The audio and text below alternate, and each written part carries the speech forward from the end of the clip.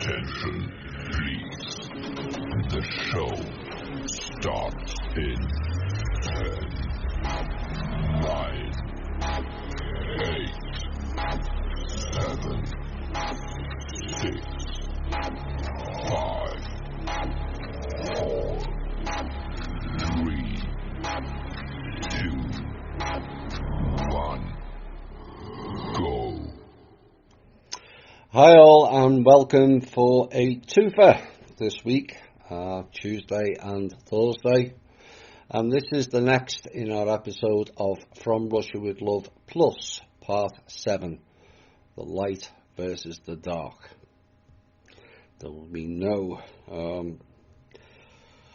hidden distinctions between the two after this show.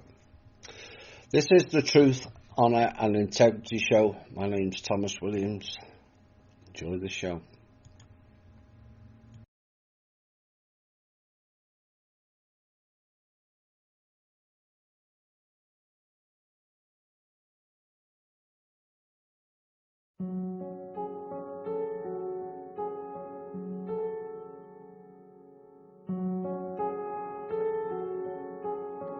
Hello, darkness, my old friend. I've come to talk with you again, because a vision softly creeping left its seeds while I was leaving, and the vision that was landed in my brain still remains within the sound of silence. In restless dreams I walked alone, narrow streets of cobblestone, neath the halo of a street lamp. I turned my collar to the cold and damp, when my eyes were stabbed by the flash of a neon light that split the night and touched the sound of silence. And in the naked light I saw 10,000 people, maybe more. People talking without speaking. People hearing without listening. People writing songs and voices never shared. And no one dared disturb the sound of silence. Oh, fate, you do not know. Silence like a cancer grows. Hear my words that are mine, teach you. Take my arms that are mine, reach you. But my words, like silent raindrops fell, and echoed in the wells of silence. And the people bowed and prayed to the neon god they made. And the sign flashed out in his warning, and the words that it was forming. And the sign said the words on the prophets are written on the subway walls, in tenement halls, whispered in the sound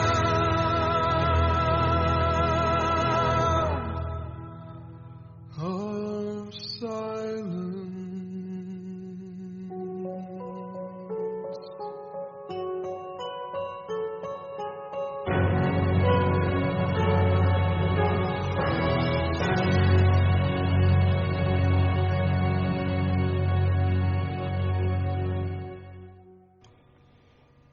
Tonight's show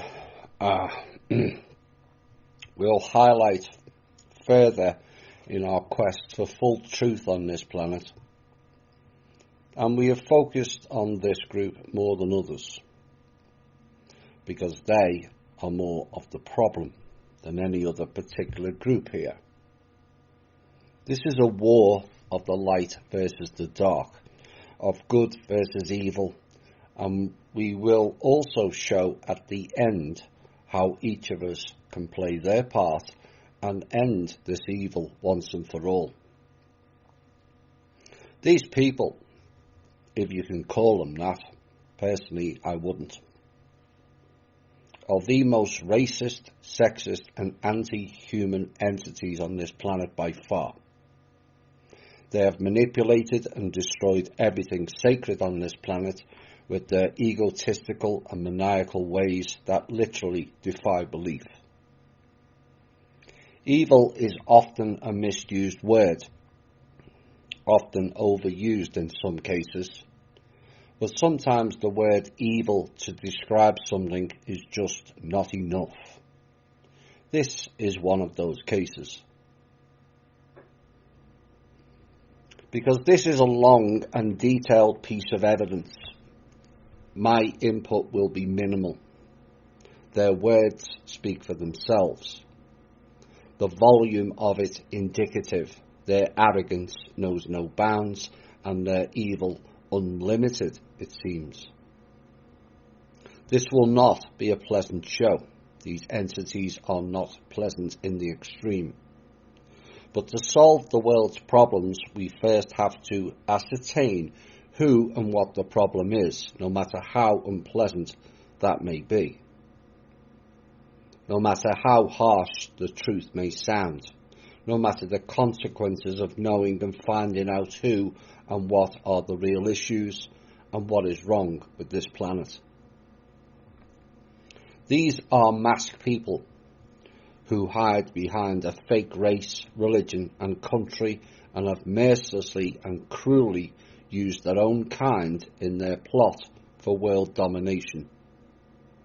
These entities lack any morals, dignity, righteousness and are essentially a bunch of egotistical maniacs and the harvesters of sorrow they create to profit from. We open with their first gambit of truth, said by none other than their Prime Minister from 1977 to 1983, Menachem Begin, who said this: "Our race is the master race. We are divine gods on this planet. We are as different from the inferior races as they are from insects. In fact, compared to our race, other races are beasts and animals, cattle at best. Other races are considered as human excrement. Our destiny is to rule over the inferior races. Our earthly kingdom will be ruled by our leader with a rod of iron. The masses will lick our feet and serve us as our slaves."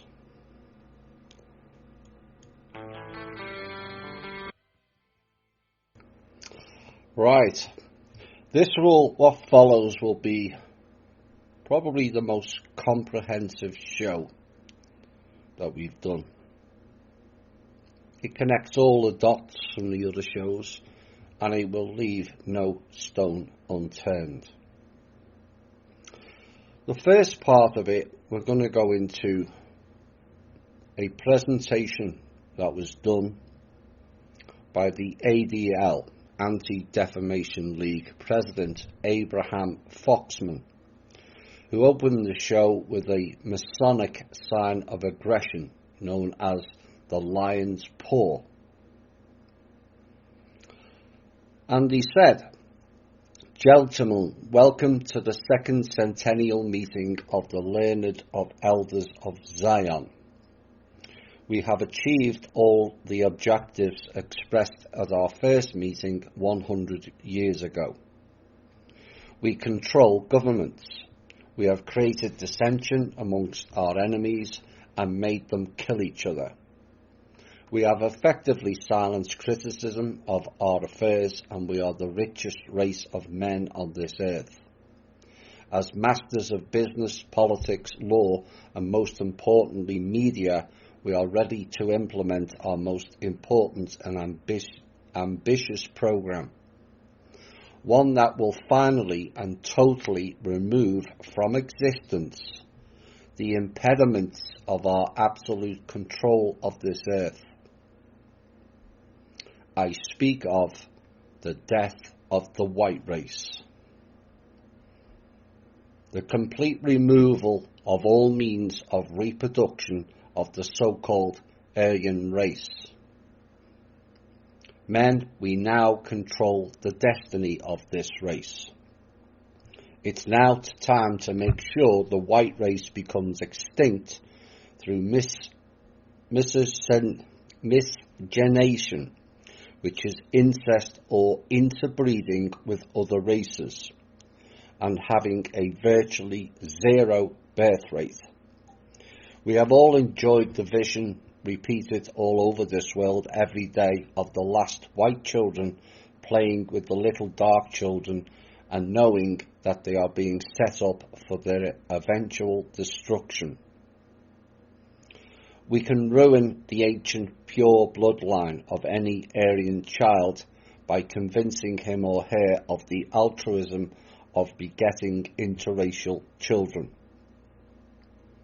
We must expose the race mixing of the urban centres to the suburbs and the rural areas of this country.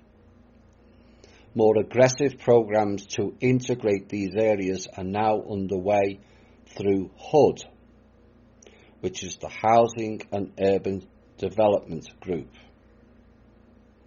It is worth any price to annihilate the next generation of white children. We want every white father to feel the sting of having their children marry coloured mates and produce biracial children.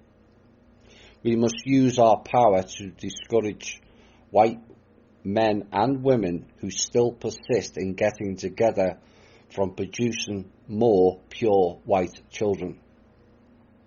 They will be ostracised by not becoming part of the new society of all races. This will dissuade most of them. We will deal with the less cooperative goyim by murder and imprisonment. Finally, we will see the end of this white race.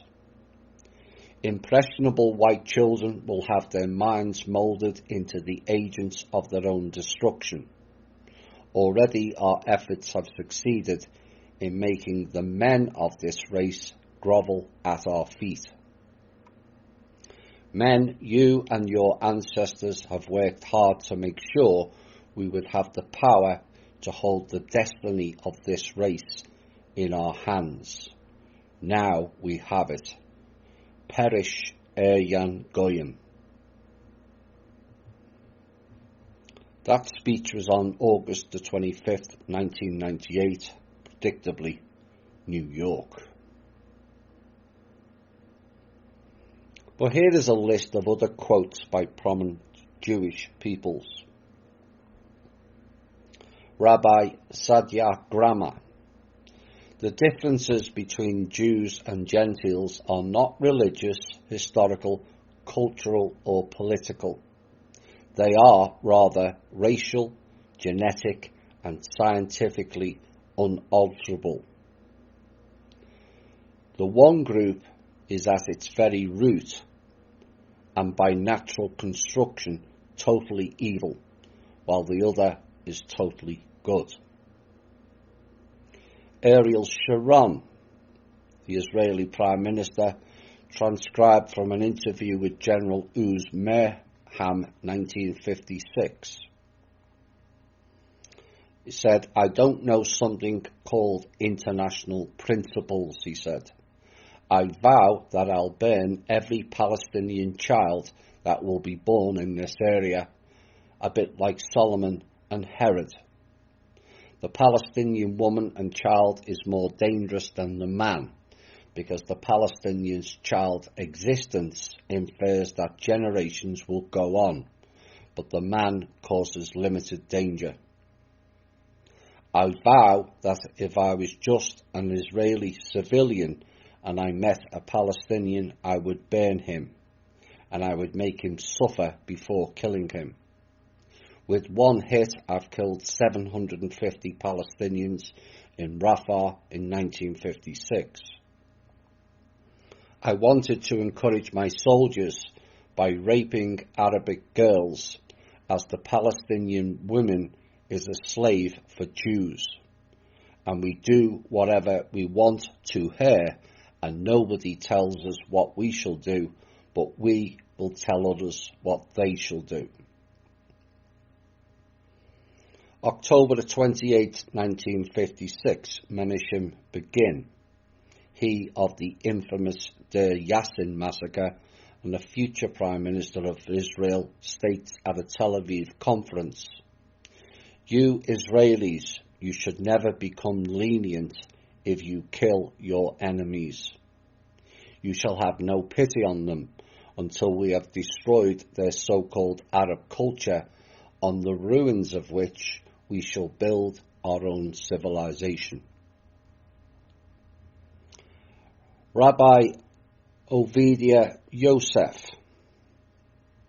"It is forbidden to be merciful to them. You must send missiles to them and annihilate them. They are evil and damnable. The Lord," indeed the Lord Anu, "shall return the Arabs' deeds on their own heads, waste their seed and exterminate them, devastate them and vanish them from this world." Rabbi Maimonides, "The nature of the Turks, for example, Mongol race and the blacks, is like the nature of mute animals. They are not on the level of human beings, and their level is below that of a man and above that of a monkey." A statement by another Israeli Prime Minister, Yitzhak Shamir, in reference to the African nations who voted in support of the 1975 UN resolution, which denounced Zionism as a form of racism. He said, "It is unacceptable that nations made up of people who have only just come down from the trees should take themselves for world leaders. How can such primitive beings have an opinion of their own?" Haim Cohen, a former judge of the Supreme Court of Israel, said the bitter irony is that the same biological and racist laws that are preached by the Nazis and led to the Nuremberg trials formed the basis of the doctrine of Judaism in the State of Israel. Hear, hear. Same people, same program. Goldwyn Smith, Oxford University, the University of AstraZeneca, remember? A modern history professor. His story is more correct. He said, "We Jews regard our race as superior to all humanity and look forward not to its ultimate union with other races, but to its triumph over them."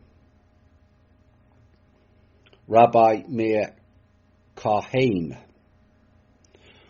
"We will also act to end the relationships between Arab men and Jewish women.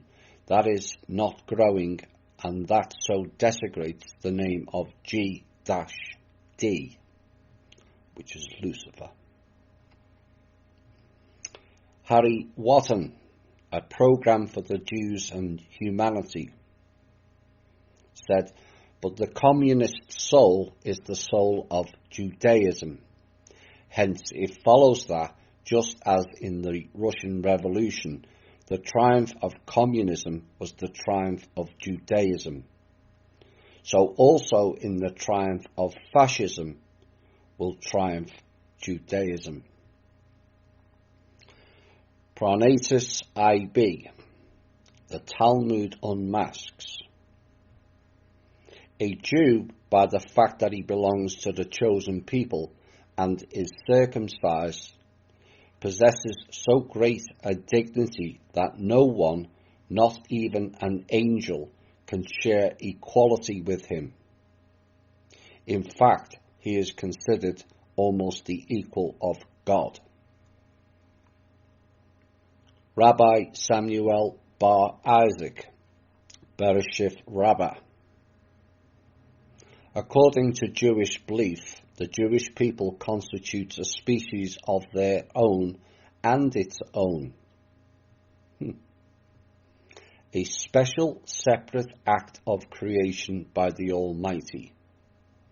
The thought of creating the Jewish people preceded every other thought of the Almighty when creating the universe.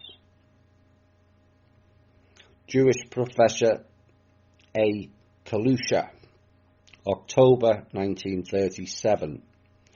Germany is the enemy of Judaism and must be pursued with deadly hatred. The goal of Judaism of today is a merciless campaign against all German peoples and the complete destruction of the nation.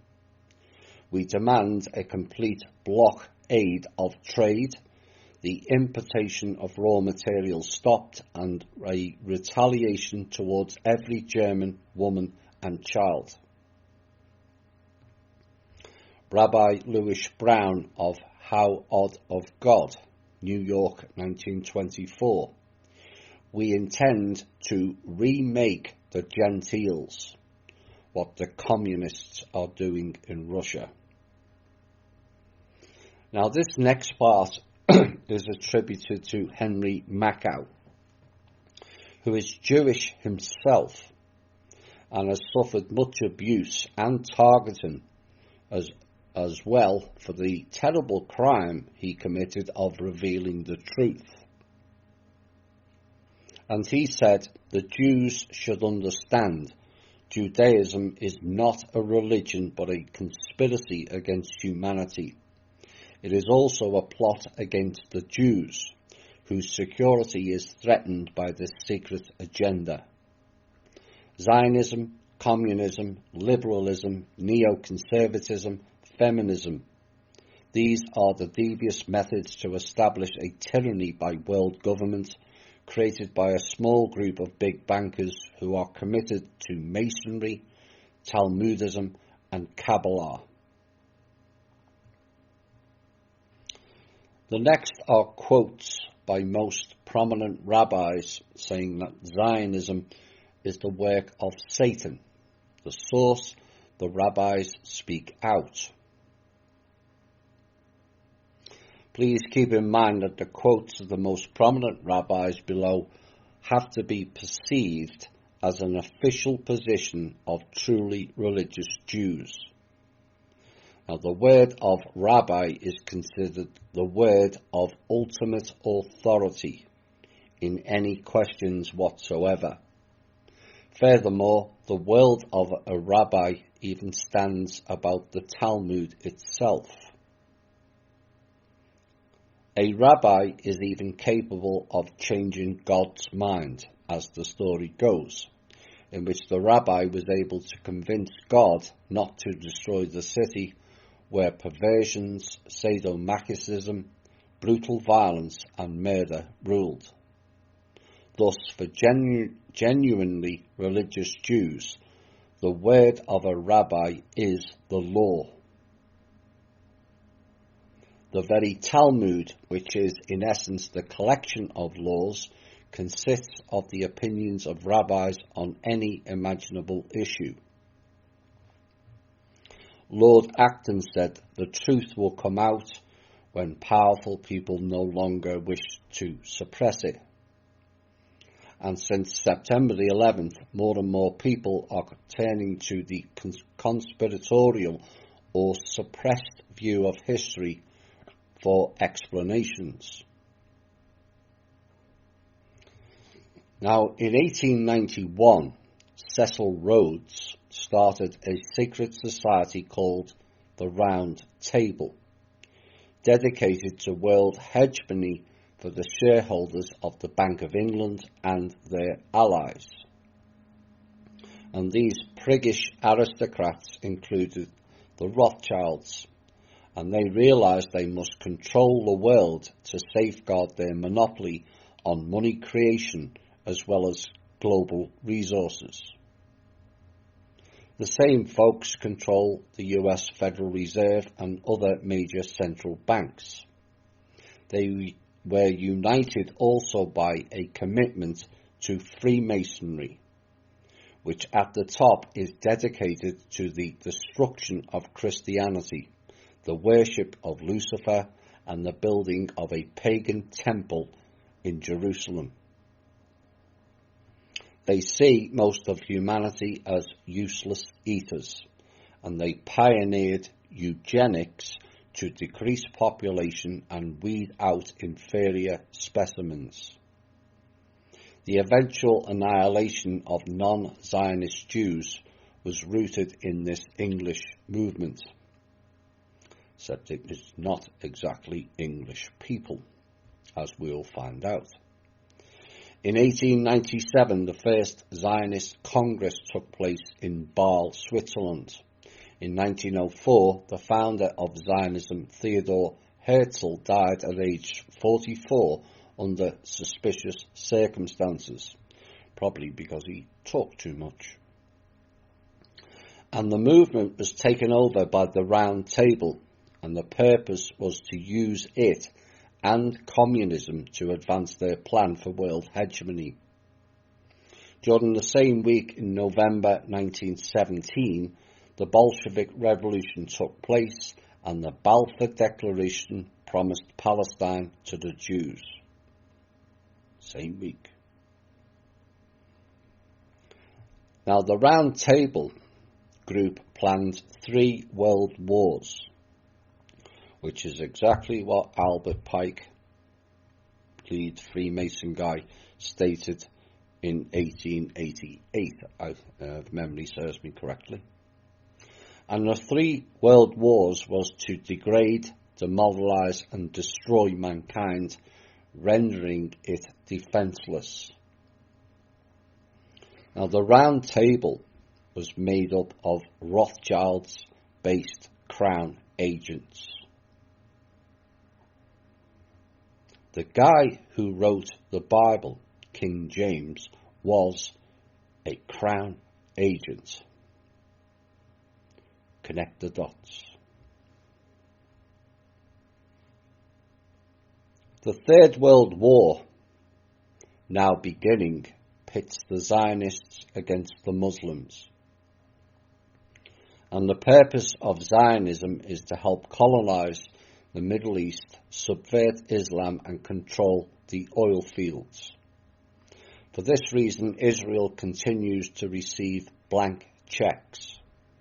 One analyst estimates the US taxpayer has spent $1.7 trillion on Israel.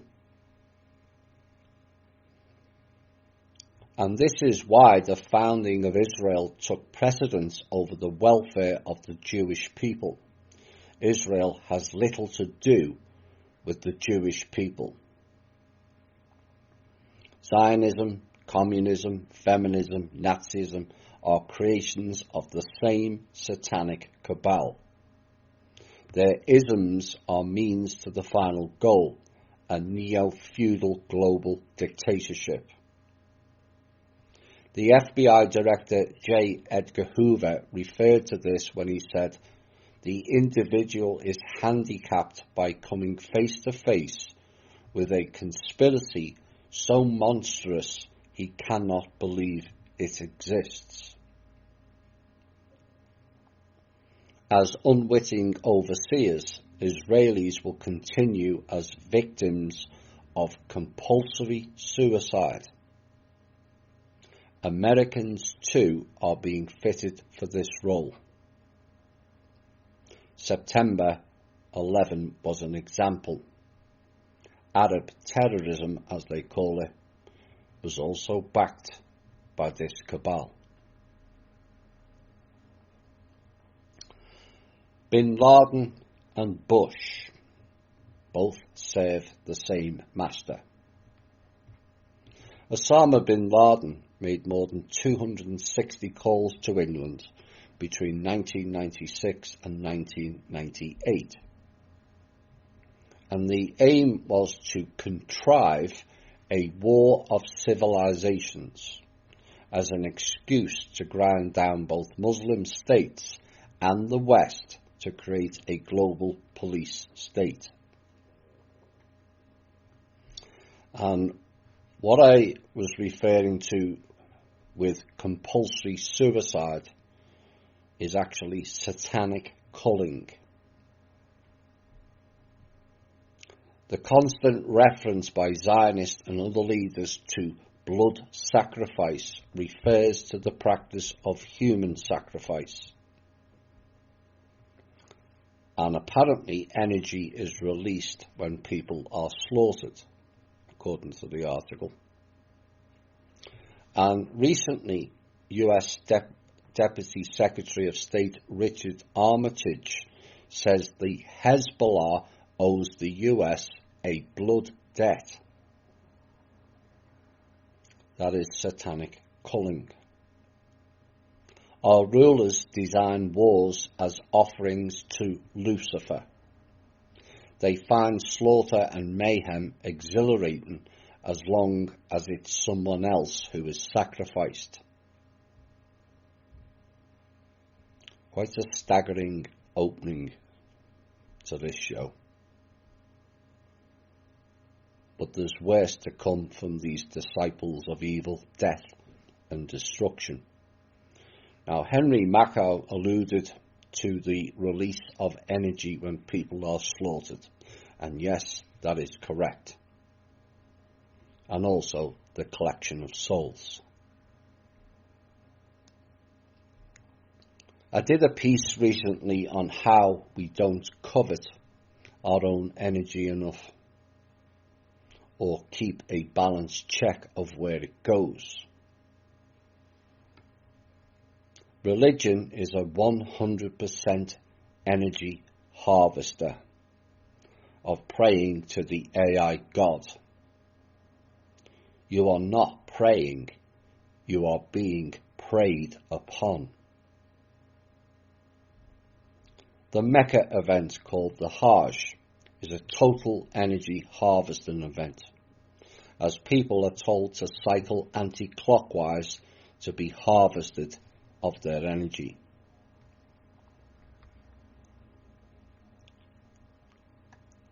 The next piece was written by Willie Martin in Commentaries on America, and he wrote several books on this issue. And this is a portion from it. And it was a warning that went unheeded. And this piece is titled America Submerged in a Sea of Zionism. And he said, will history remember America merely as a major captive nation of Zionist world conquest, ignoring the lustrous ascendance and near triumph of the glorious potential of free man? Will Zionist scorched earth shots to the heart of all that is wholesome buy them their long-sought victory for Babylonian humanism, with its showy irreverence and the glorification of all that is sordid? Will all of the goodness, wholesomeness and productivity of our unique Christian republic, which millions forfeited their lives to give, be purged from the world, leaving man to enter the 21st century enslaved to the least of God's creations? Must Americans forever witness Zionist self-promotion and self-portrayal as our best and brightest, as our most deserving and selfless citizens, suffering a society of lesser humans with intellectually inferior pursuits. Will God allow animal cunning, arrogance, greed, and self-aggrandizement? Nearly got that one right.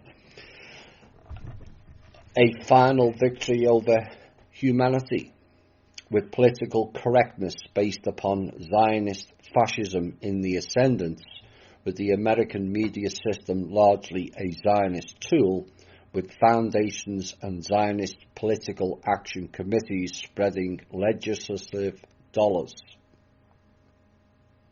providing selected candidates massive financial support, with two parties and a political commentary dominated by the Zionist International. Can traditional Americans hope to reverse the current course of history? Can we develop a formula to reclaim our republic and the tools of a productive society, recapturing or rebuilding the essence of a nation, one deservedly the noble and gracious leader of the world's nations? Can we collectively observe that our governmental processes are captive to Zionist appointees at every level, that our state, treasury and commerce departments, as well as the presidency, are operated by Zionists who take their order from Zionism? Can we perceive that almost all of the national information flow reaches us only through a Zionist filter and pro-Israel Zionist pro-pagan Dar machines? Have we not discovered the demise of education, the growth and development of crime, the decay of our cities, and our rapid decline as a united people have happened concurrent with the intrusion of Zionists and Zionism into the American system? Have we not noticed that today it is increasingly difficult for ordinary people, Jew or Christian, white, black, yellow or brown, to live together in live and let live affection and respect, as the ADL and ACLU and the APAC attack society's pillars? They move to destroy the Christian history of America and indoctrinate our children with ideas and philosophies that most of the world holds to be reprehensible, society destructive and beyond civility. Have we not noticed the fear in our church bodies, the manipulation of them to amend and mutate the teachings of Jesus' words to men? Here we have history's master victimizers, representing themselves as the victims, as betrayed and sinned against, demeaned and tormented because of society's jealousy. A colony of Calucidae, insects such as mosquitoes and gnats, decrying the occasional angry slap by those that have been stung. We observe the creators of much of man's sordid and duplicitous record artfully and deceitfully altering, amending, abridging and censoring the record to point the finger of responsibility to others, begging society's pity and solace for pain suggested to have been shared by no other people, and never publicly recognizing, though surely perceiving, that it has been their centuries-long manipulation of their fellow man and their self-ordination as gods that has caused the animosity they correctly sense. He said, consider an alien system with such a firm hold on American policy mechanisms that they are capable of having American citizenship granted overnight to one of Zionism's most energetic employees, and then have him named as American ambassador to his former employer nation, and confirmed without a word from our illustrious Senate, including that great defender of American interests, Jesse Helms.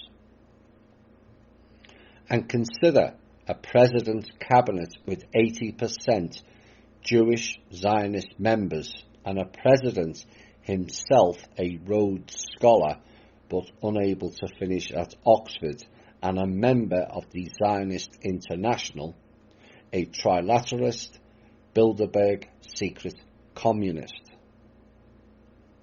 Consider an alien philosophy carefully scheming to own and control America's newspaper and broadcasting systems, then combining its now massive propaganda and re-instructional capabilities with the movie, entertainment and documentary producers of Hollywood. An alien philosophy indeed, I might add. In short order, reducing life to drugs and sexual fantasies and living to a succession of mindless escapades and romps in the hay. Surely and continuously changing Americans, then America, finally creating such irresponsible and chaotic conditions in our lives that we then welcome massive regulation, police restraints, and the New World Order socialist oppression just to get ordered again. Forget morality and social ethics, productivity, or national focus. Consider the raw source of energy and money for the pro-abortion and homosexual lifestyle movements, the illegal immigration madness, loss of personal heritage identity, multicultural disarray, and the move to make our precious English subordinate to the first choice of everyone's original homeland language. These are funded not by the grassroots, but by single source money given in every case to reduce our influential Christian nation to helplessness. Babylonians filled with hate for the Christian people who bade them welcome, spending enormous effort and endless dollars to destroy our once wholesome influence on an ugly world. Witness the altered state of church in America, intimidated, compromised, fearful and spiritless. Are they winning? Look and listen to the new mores of our changed society. Consider which nation is our number one recipient of loans and aid. Note that they take what they want from our military arsenal and then without apology copy and sell it around the world, wherever money is to be made or countries subverted. Note their demand for UN, American troops, to clear away the enemy which surrounds their homeland and as stalking horses for their political influence throughout the world. From the Pentagon, state, presidency or the United Nations, their influence and numbers overwhelm any possible opposition, and America increasingly does what they demand of us. And then, dear friends, we have just witnessed once again their absolute mastery over our financial affairs. They own banking, investment banking, the control of every major corporation, and of course the Fed, and control of the Treasury of the United States.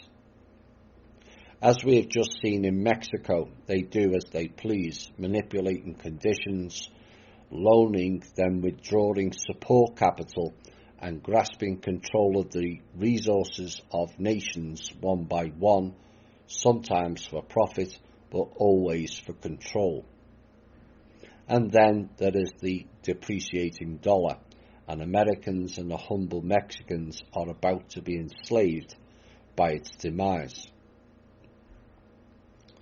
When we add thought control, political correctness, emanating from our college campuses and the continuous flow of Marxist ideas from Zionist professors, to the hate crime laws and the massive effort to close down unwelcome publishers and Republican ideas, we can see that our Zionist, fascist, New World Order elitists have left no scheme destructive of Christian freedom has been left unutilized. Consider then the we are in charge arrogance of the Justice Department 92 Waco murders, followed by official lies and media cover-up, to be followed by massive raids on the citizens' militia that resulted, and national martial law, orchestrated and controlled by our Zionist fascist president in collaboration with the ADL. Finally, we can watch with dismay as black-shirted, hooded world police power is deployed in America. Computer programs are prepared for our own personal control, and prisons are ready for any who would underscore their First Amendment rights by using them. Huge funds of propaganda and money are expended to take from us our last hope of freedom, the Second Amendment and our guns. And 90% of Americans haven't a hint or a clue. So brainwashed are they that when push comes to shove, most of them will unknowingly side with this enemy. So we who perceive must do the work of thousands. And I agree. But one must replace the word Christian wherever you see it with the white race, and then it makes more sense. Christendom is an abrogation of the white race, and to be clear, not all people of that race were white either. Don't make that mistake. Iranians are not white, but Iran means land of the Aryans, which was the white race.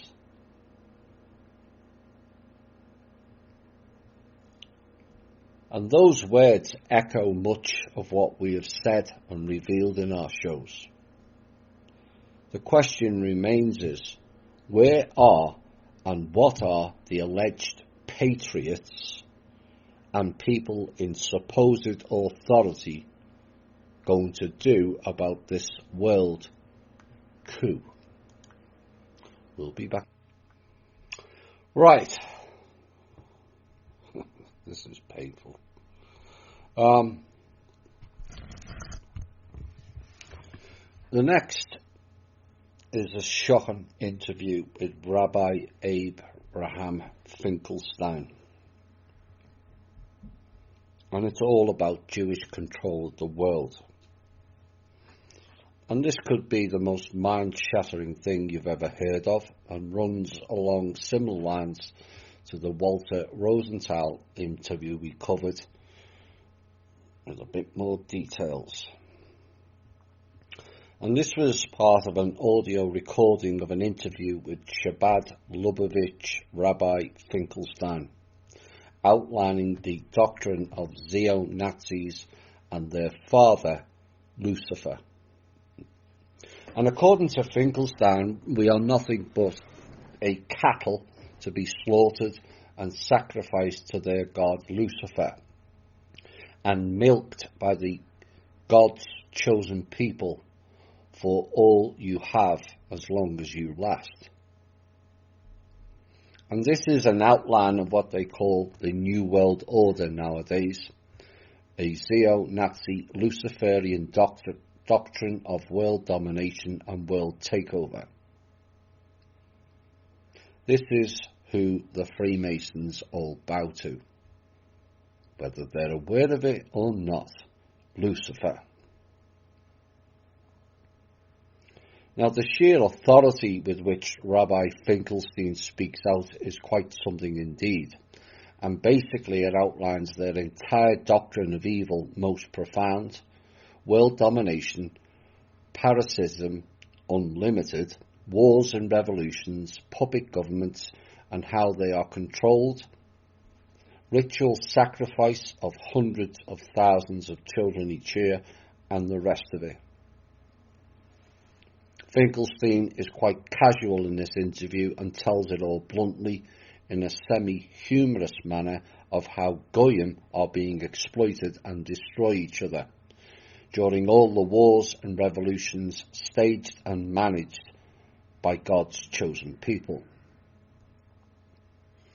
He amazingly gives honest answers about world Jewry's control of banking, media and governments, their creation of communism, their founding of the Jesuits, their Holocaust hoax, their human sacrifice rituals, and many more jaw-dropping subjects. I find the only things more shocking than Rabbi Finkelstein's blunt admissions are his complete callous disregard and playful disdain for us lowly Goyim. Question. And now that you've brought up the Goyim, we must talk about that. In other words, the Goyim. A Goyim is a person who isn't a Jew. A Goyim are classified as cattle or an animal. Is this correct? Answer. Well, they are cattle, because we are the chosen people. Question. But you see, the thing that really bothers me, not bothers me to the extent of losing sleep over people like you, is that all wars have been created by Jewry. They've all been set up as a monetary gain, wouldn't you agree? Answer. It's the greatest game in the world to make some shekels. Question. There is so much things being talked about with George Bush in the White House. Let me have your opinion on George Bush and the White House. Answer. He's a good boy. He takes his orders from Ariel over there, Ariel Sharon, and he tells him what to do, and he does it like a good Goyim. Question. Would you agree that when the Balfour Declaration was signed in England and the Jews were to take Palestine, the land of Palestine, would you agree or disagree that there is actually more killing and there's been as much slaughter in Palestine by the Jews as there has with the Iraqi people being butchered in the last 12 years? The answer. Well, who counts them? Once in a while you have to thin out the herd. When you own the herd, you've got to thin out the herd. Question. That's the philosophy of making money and staying alive and staying ahead. Is that right? Answer. Sure. You take that Iraqi business over there. We got the white Goyim fighting the other Goyim, and they are killing each other, and we are making a lot of money. And we get the oil. And we get the interest, and the most important thing is interest on the shekels that we loan to both sides. Question.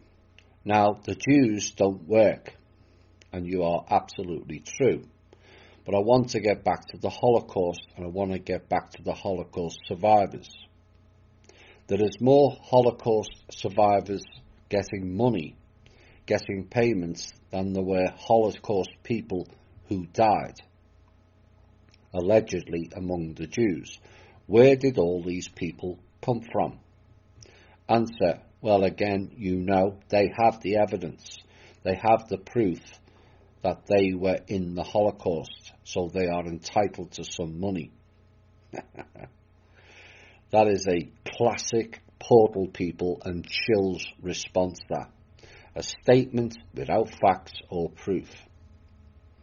Question, you Jews say 6 million were killed in the concentration camps, and yet there is 6 million that are still receiving funds from Germany and other funding, and now that's 12 million. Now, how does 12 million come out of 3 million? The real figure is somewhere between 750,000 and 1.5. Fact. Answer, listen again. The numbers, you keep arguing about the numbers.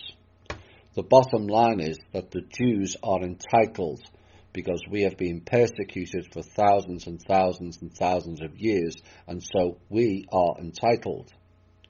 Even 100 years from now, there will people be collecting money on the Holocaust. Because of those, that lousy boy Hitler over there, he was a bad boy. Question, the United States of America is in very deep trouble right now financially, and I want to know what you are telling the other Jews on that in regards to, because I knew Jews don't have any loyalty to nothing but gold and silver, especially gold. What are the synagogues teaching in America today as to the course of where this country is heading? Answer, well, it's like this. America has served its purpose. For the while, we made these shekels here. We made a lot of interest off these shekels. But we can get cheaper labour in China and we can get cheaper labour in India. Why should we pay the white race goyim here in America any money when we can make a better deal over there? It's all about the shekels. Question, I want to get into that about shekels and interest and everything. And this is very interesting that you bring it up, because I notice that there is a lot of investment by Jewish financiers in Asia, most parts of Asia. Now, I also know that Jewry is an Asiatic race. Is this correct? Answer, well, we are and is all over the world, but yeah, I guess you could say that we started in Asia. Boom.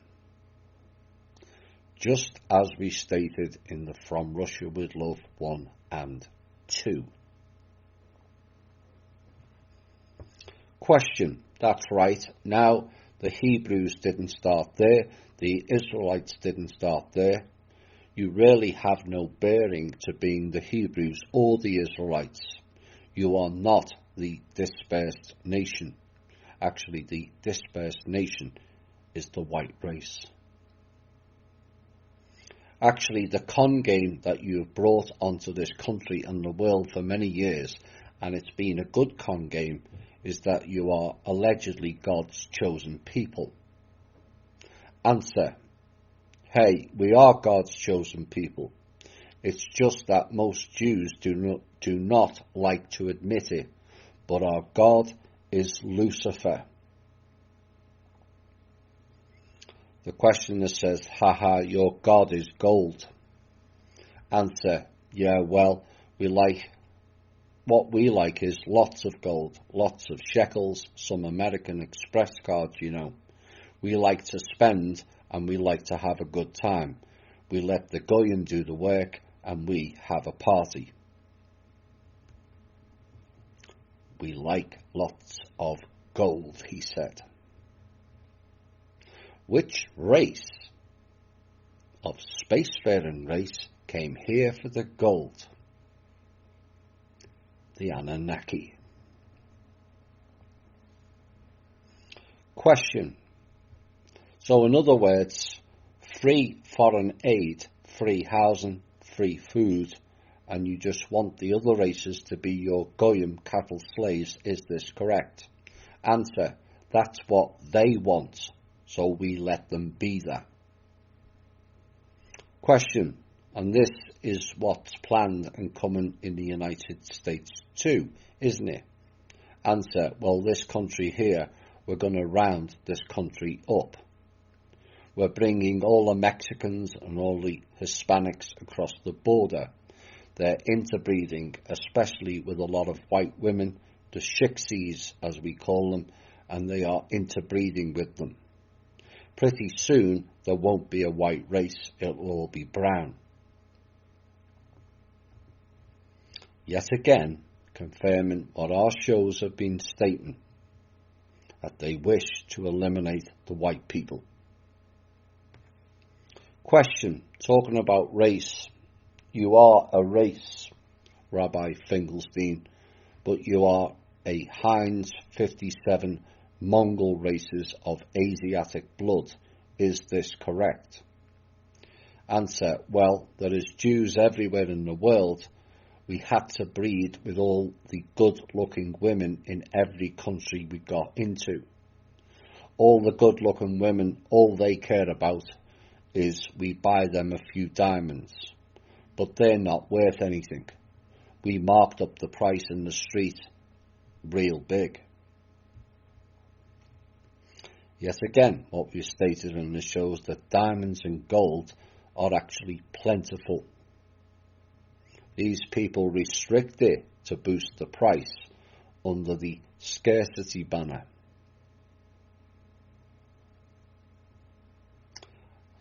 His answer to the question further was, if the truth be known, we have so many diamonds that if we lose some diamonds, you can buy them for the same price as a dozen noses. Whatever that means. Maybe literally. But the women, they like diamonds, and we make an appointment with them, and we have sex with them, and sometimes we marry them because it doesn't matter. Because when we have got them and want divorces, we just go to one of our fellow Jew judges to get the divorce. We have a Jew lawyer, and she's going to hire a Jew lawyer. She's not going to make any shekels, but she can try. Question: this war in Iraq that took place after September of 2001, this alleged war, it got very interesting. There were no Jews in them towers. Can you explain that? Answer: well, spiritually, there was a lot of Jews in the towers. A lot of Jews died in the towers spiritually. Question: oh, I see. There were 3,000 Jews that were not at work that day in those towers. That just gave a lot of people the impression that the Jewish population out there in New York was aware that something was going to happen, and they did not show up for work that day. Answer: get ready. Yeah, we got a call from the Kahila, a quasi-governmental authority in Jewish communities from the Middle Ages. Ariel Sharon and some of the boys in Mossad, they got together and they wired up the buildings. They took them down. It was going to be a hard thing to take them down anyway, because we wanted to build some new structures and the buildings were getting old and it was time to bring them down. Which is correct. Those towers were built with a lot of asbestos and it was decaying and making people sick.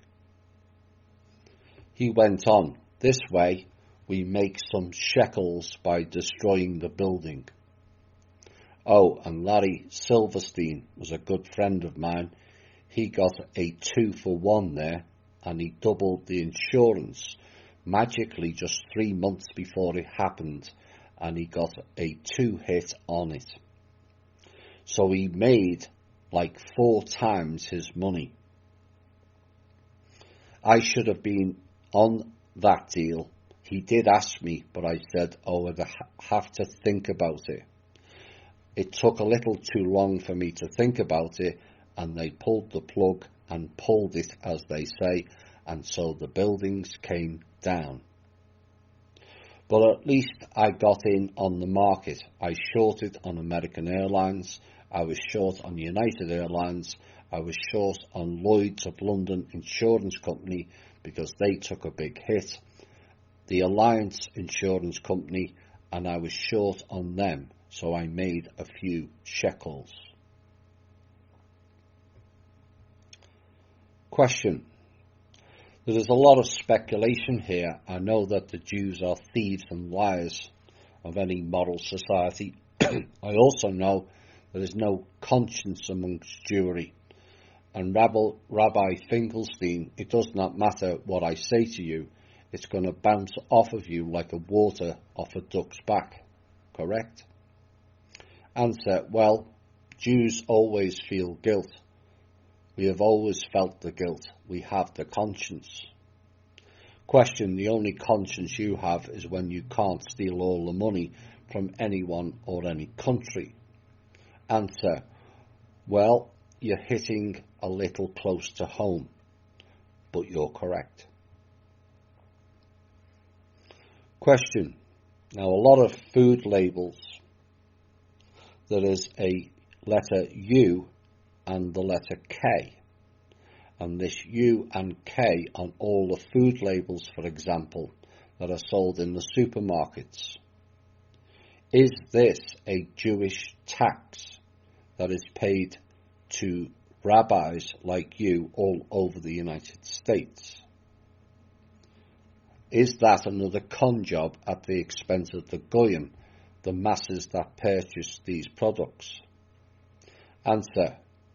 Well, I didn't get in on that one, but yeah, it's a lot of other rabbis groups. They tax the food, and you could call it a tax. You know, they are entitled to make money where you can make money, and if nobody stops you, you make the money. But the goyim, they are the cattle. The white race out there, they are the goyim. They are the cattle. So if we want to make money off of feeding our cattle, but who's to say that that's wrong?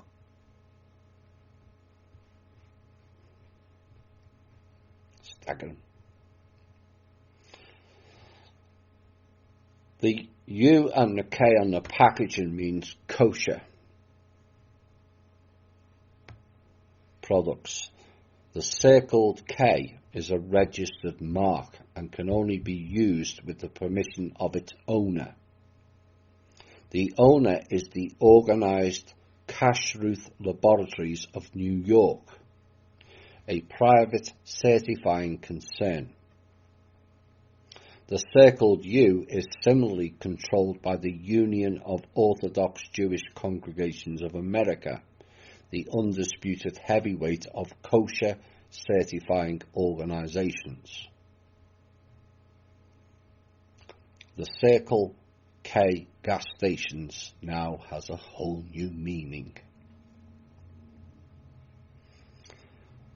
But it would be nice if the tax on these products went to America, but it appears it doesn't. It's just one harvesting venture after another. Question. What's the greatest fear of the people of you that you have in your synagogues? What is the greatest fear that the Jewish en masse are facing on the East Coast? Answer. Well, the worst thing is if we hang around, or all the buddies up there in the Federal Reserve, Alan up there, he's going to pull the plug on the US dollar. And we want to make sure we are in the Swiss francs, in euros there, Japanese yen, or something before that happens. we'll get the call from the Kahilla. We're liquidating now, little by little. A couple of other goyim that they are good and paid for Shabes Goy, the Bill Gates fellow from the computer place, and also Warren Buffett. Both of them, they got out of the US dollar about a year or so ago. We call them, to liquidate, but they're still hanging on there. So we made some extra interest since they are out of the market, but they've got a lot of shekels themselves. Question. I can see where you Jews have finally taken over the National Rifle Association. A Jewess by the name of Sandra Froman is now president of the National Rifle Association. Answer, well, yeah, but we could go with the NRA a long time ago. Charlton Heston, he's not known so much, but he's a nice Jewish boy. We let him play Moses in the movies back in the 50s. Yeah, but we took over the NRA a long time ago. All the organisations out there, the Jew controls it, and everybody knows that. Question. I've read in your Talmud where it says that if you are to have any opposition, you will control that opposition. Answer, well, of course, the smartest thing is to own both sides of every game. That way, you know the outcome. We own the Republicans.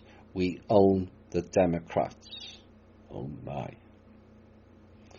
We've got a lot of good Jewish boys on both of them, and the rest of them are good, bought and paid for, Shabes Goy.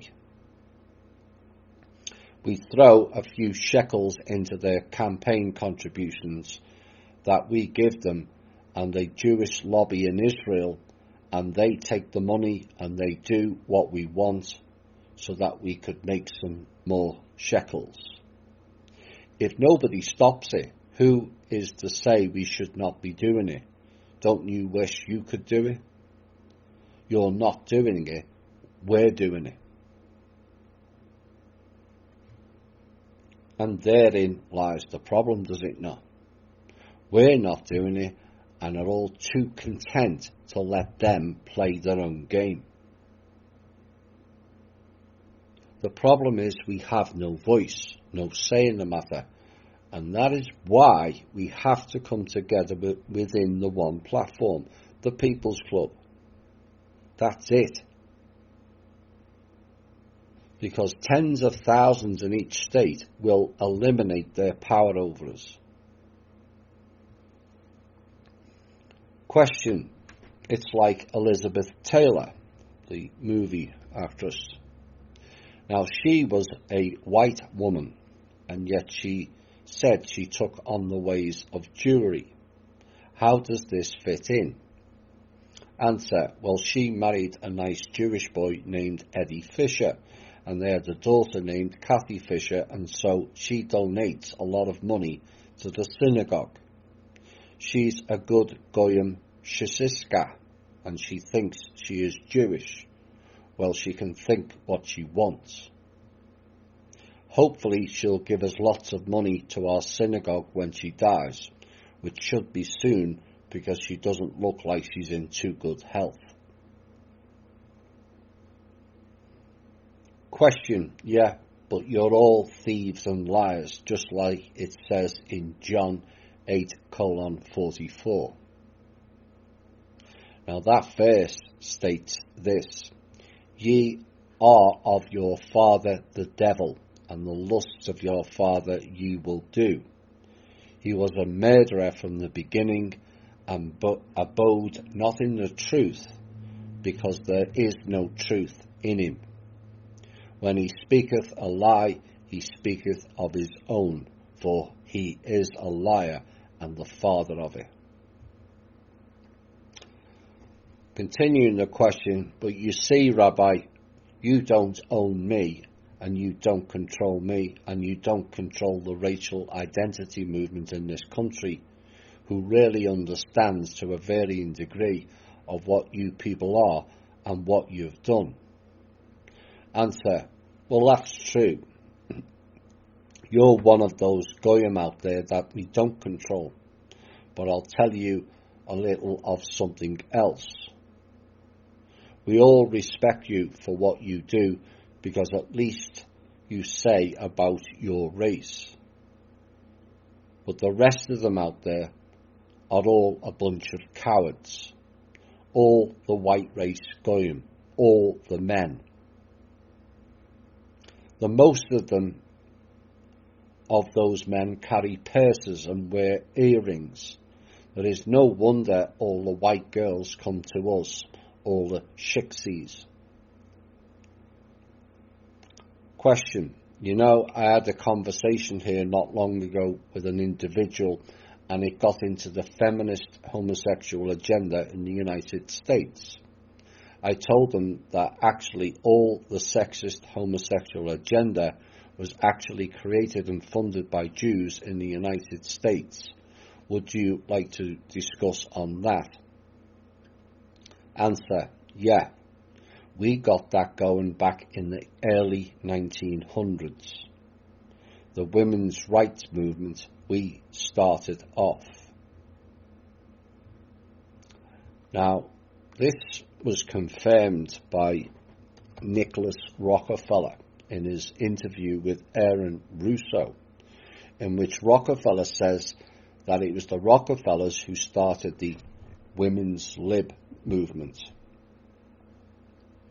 And Aaron Russo said, well, one of those things he told me was that he was at the house one night and we were talking and he started laughing. He said, Aaron, what do you think of this women's liberation was all about? And I said I had a pretty conventional thinking about it at that point. I said, I think it's about women having the right to work, getting equal pay with men, just like they won the right to vote. And he started to laugh. And he said, you're an idiot. And I said, why am I an idiot? And he said, let me tell you what it was all about. We, the Rockefellers, funded that. We funded Women's Lib, and we're the ones who got it all over the newspapers and televisions. The Rockefeller Foundation. And he says, you want to know why? He said there were two primary reasons. Reason one was we couldn't tax half the population before Women's Lib. And the second reason was now we get the kids in school at an early age and we can indoctrinate the kids how to think. He then said, that breaks up the family. Your kids started looking at the state as the family, the school and the officials as their family, not as the parents teaching them.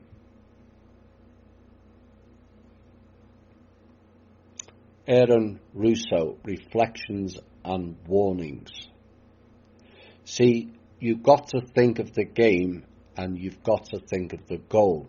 You can't go in like a Sherman tank going through something. You've got to start a little small. And so we said, hey, how about you people get pay for equal work and have the right to vote? And everyone bought into that. That proves they rely on our collective non-thinking process, where they promote it via propaganda, and because we don't ask many, or the right questions, they roll through their programs.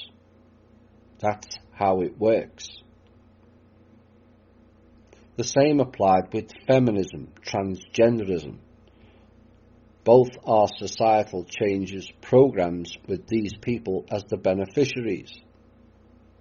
Because we just agreed to it without asking what is the full meaning behind these programs. Alan Russo said, "We started with the women because it's hard to get to the men. The women is the weaker sex, as we know, from that old Adam and Eve story of yours. But at any rate, we got the women going, and now look at all the women. Most all of them around the world, especially here in America, they've got short hair, they've got Schwartzes for a boyfriend, and they've got a lesbian lover.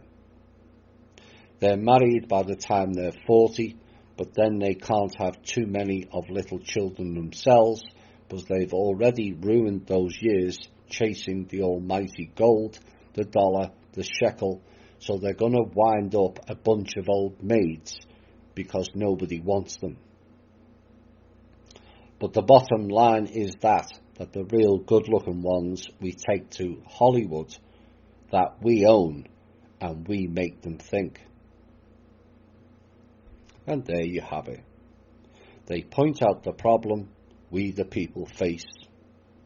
We don't think enough. Our show is possibly the only show that is interactive, which is designed to make you think for yourselves. The masses don't think. They follow instructions only, given to them by politicians and the media. They are the problem here, the masses. And yes, we can blame these Jewish elites for taking advantage of the situation, but we, the people, allow them to. And that is what we've got to change going forward. Question. I was talking to some person who journeyed to Israel. The United States has always been known as the land of milk and honey. Would you like to relate to that? Answer. Well, what's in the saying? What can I say? A lot of people here in America, they still keep screaming about those 55 guys that they say formed the company, Founding Fathers, and the country a couple of 100 years ago. A lot of people, but the bottom line is that the Jews formed the country. We came over here 1492. Was that a terrible year? We got kicked out of Spain.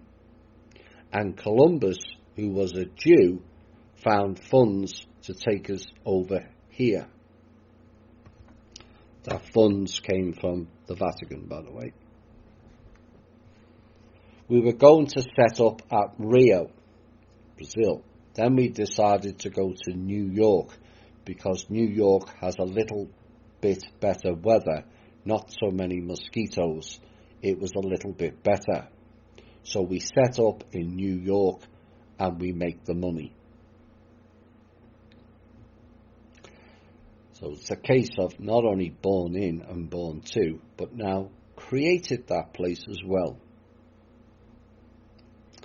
He then kind of jumped the gun and says, but we've made about 300 billion on Iraq. And the question was about this war in Iraq. There's a lot of Jewish money invested in this war, isn't there? Answer, well, we have all the ammunition companies. We own all the aircraft companies, all the gun manufacturers, all the suppliers. We're making a lot of money, and George Bush is a good goyim. He borrows it right from the Federal Reserve, and then he has to tax the people to pay back the interest, because the most important part of a loan is the interest. You must pay back the interest. We're not concerned with the principal, but the interest has to keep going on. And we've done pretty well with Iraq so far. We've got about $300 billion or so, and this war is going to go on for another 30 years, as George said. We told him to keep it quiet and shut up and don't act like a big shot, but he kept talking, and so. But this war is going to go on for another 30 years. We're going to go into maybe 60 countries or so. We're going to be dropping all the goyim here soon. The men, the women. The women don't want to sit at home and have families anyway. They've got to have a career. That's a nice, exciting thing for a woman, to put on a green suit, go over there and shoot people and get shot at. It must be exciting to them. So we're making a lot of money.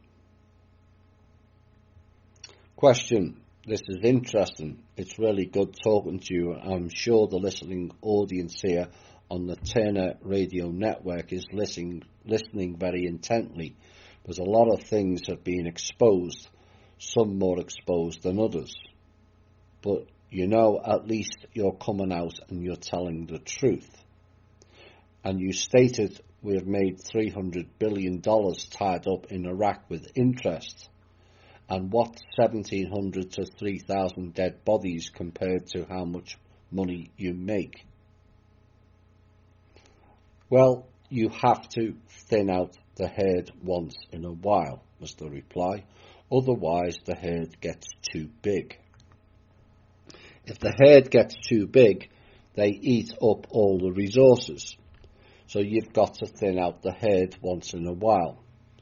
We call that theatre of war, because it is amusing to us that our two biggest enemies, the white race and the Arab race, see that the women, it's amusing to us to see them kill each other, and we make a lot of money off it. Question. Well, we've got a break coming up here in about a minute, I believe, and you're listening to John 8:44 with Pastor Bob, entitled The Lying Jews. It was James Wickstrom who was interviewing Finkelstein, and he is a teacher of Yahweh. Oh dear. And the guest on Pastor Bob's program was Rabbi Finkelstein on the East Coast of the United States. And he said, I'm here, and remember, there's never been a Jew in the history of the world that ever told a lie. We always tell the truth. Question. Yes, I see. But I know what your truth is. Your truth to you is a lie to us. But that's fine. Right, where are we going next? The Russian Revolution was the next topic to be aired. And the question is said, I'd like to get into the situation that took place years ago, and I know you're well aware of it. It was called the Bolshevik Revolution over in Christian Russia. Like I said, replace Christian with white race, and it makes more sense. It's been reported here on congressional documents in the United States, and it's in many places now, that actually it was the Jews who financed the Bolsheviks, a Jew communist revolution against the Tsar. Would you comment on that? Answer. Well, it was really the Rothschild family. They financed it because they've got all the shekels. Oh, let me tell you, they've got the shekels. When the old man, Rothschild, died in 1812, he owned half of the known wealth in the world. The rest of us got a chop off the rest of it. But anyway, we started the Bolshevik Revolution there, but you might as well start with taking over the biggest country in the world, which was Russia. And we got the help to murder the Tsar from his cousins, the Kaiser and the King and Queen of England. And so they helped us, and they gave us all the inside information that we needed to take over the country. We drained that country pretty well. There's not a lot left. And so we looked for greener pastures, and we've been doing a real good job here in America for a long time. We're going to build up China and India, and we'll just let America sink into the desert. That is just as this show has warned many years back. And what we are about to find out is the elevation of the East along with the collapse of the West. Why? They are going back to their traditional roots, the lands of the snake, dragons and the fake Indian gods.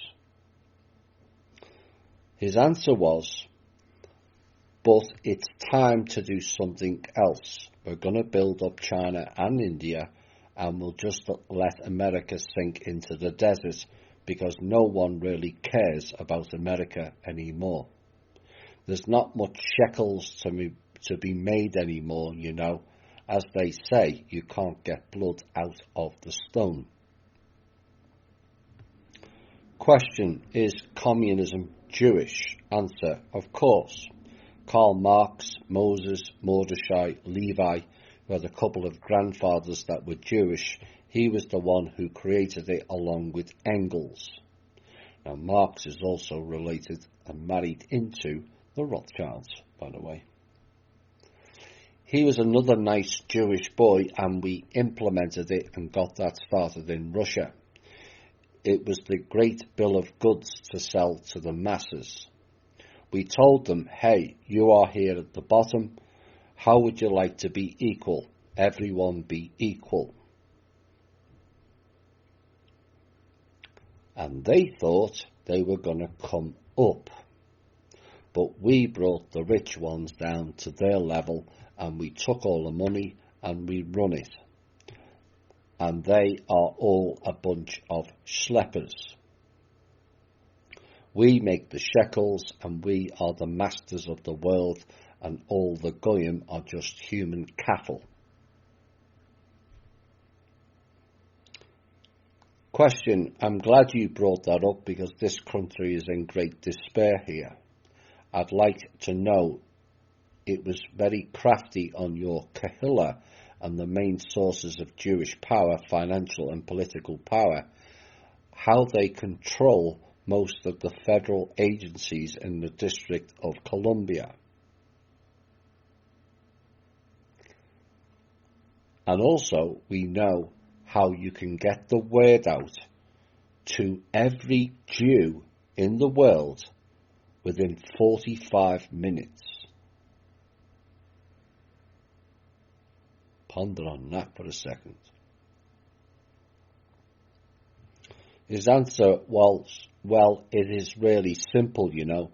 The Kahila is the inside for us rabbis.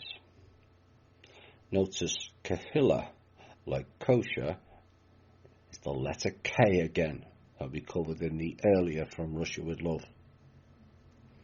And he said, we know how to get the word out to every Jew in the world that goes to a synagogue within 45 minutes. All the other presses, the news media, the television, the radio, the magazines, we own all of those anyway. So that trickles down. But by the time the masses get it, it's too late to make any decision. We already made the decision for them. Question, you know what's interesting with trouble looming on the horizon in the United States? There is a lot of white people like me of European ancestry who don't really know what is going on. And there's a large percentage of Jews in this country who don't know what's going on either. Are they going to be cannon fodder too? Answer, there is a few at the bottom that don't go to the synagogue. But they know, they hear that you know. with parties, we discuss it, how we're going to wipe out the white race and wipe out the other race. Actually, let them wipe out each other and make us a lot of money. That's pretty smart. We want the world of our own, and there's nothing any of the Goyim cattle are going to do to stop us. You know, us Jews, we're pretty smart guys. I know that actually we'll get all the rest of their countries around the world, they will wipe each other out. Because as Jews, we are special. Yes, short bus type of special. We are the chosen people and we are the smartest people in the world. And I've always said down through the ages, we want a world of our own and we're going to get it. And there's nothing any of the Goyim cattle are going to do to stop us. We'll see about that. Question. So you see that you should bring all of this because I would like to know, where do the blacks fit in?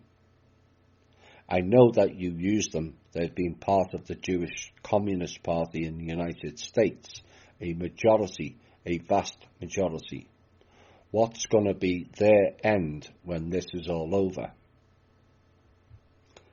Now this next answer further confirms what we stated in From Russia with Love 1 and 2 and the jet black race. Who they are and where they came from. Because it wasn't here. Answer. Well, the Schwarzers, let the truth be known, came here with our father Lucifer 75,000 years ago, when he lost that battle. Only temporarily though, in the heavens, because we're on a comeback. We are the comeback kids, if ever there was one. We're making a lot of money selling the drugs, but all the Schwarzers, what can you say?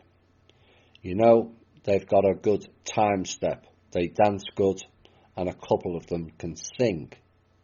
They make some nice barbecue, and they're good for selling drugs too, because they all love the drugs. So we're making a lot of money selling the drugs.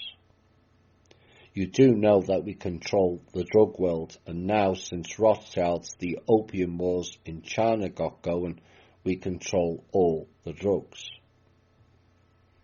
We want a few in here and there to make some money, and they get arrested and they go to jail for that. But we make the big money. We are the wholesalers. We are the wholesalers of everything in the world. And it's very interesting that you should bring that up because, you know, prior to Franklin Delano Roosevelt and his wife Eleanor, who was his first cousin, who was also a Jewess.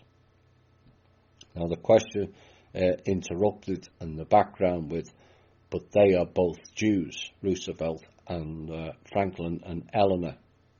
Answer, yes, they were both Jews, and it's very interesting.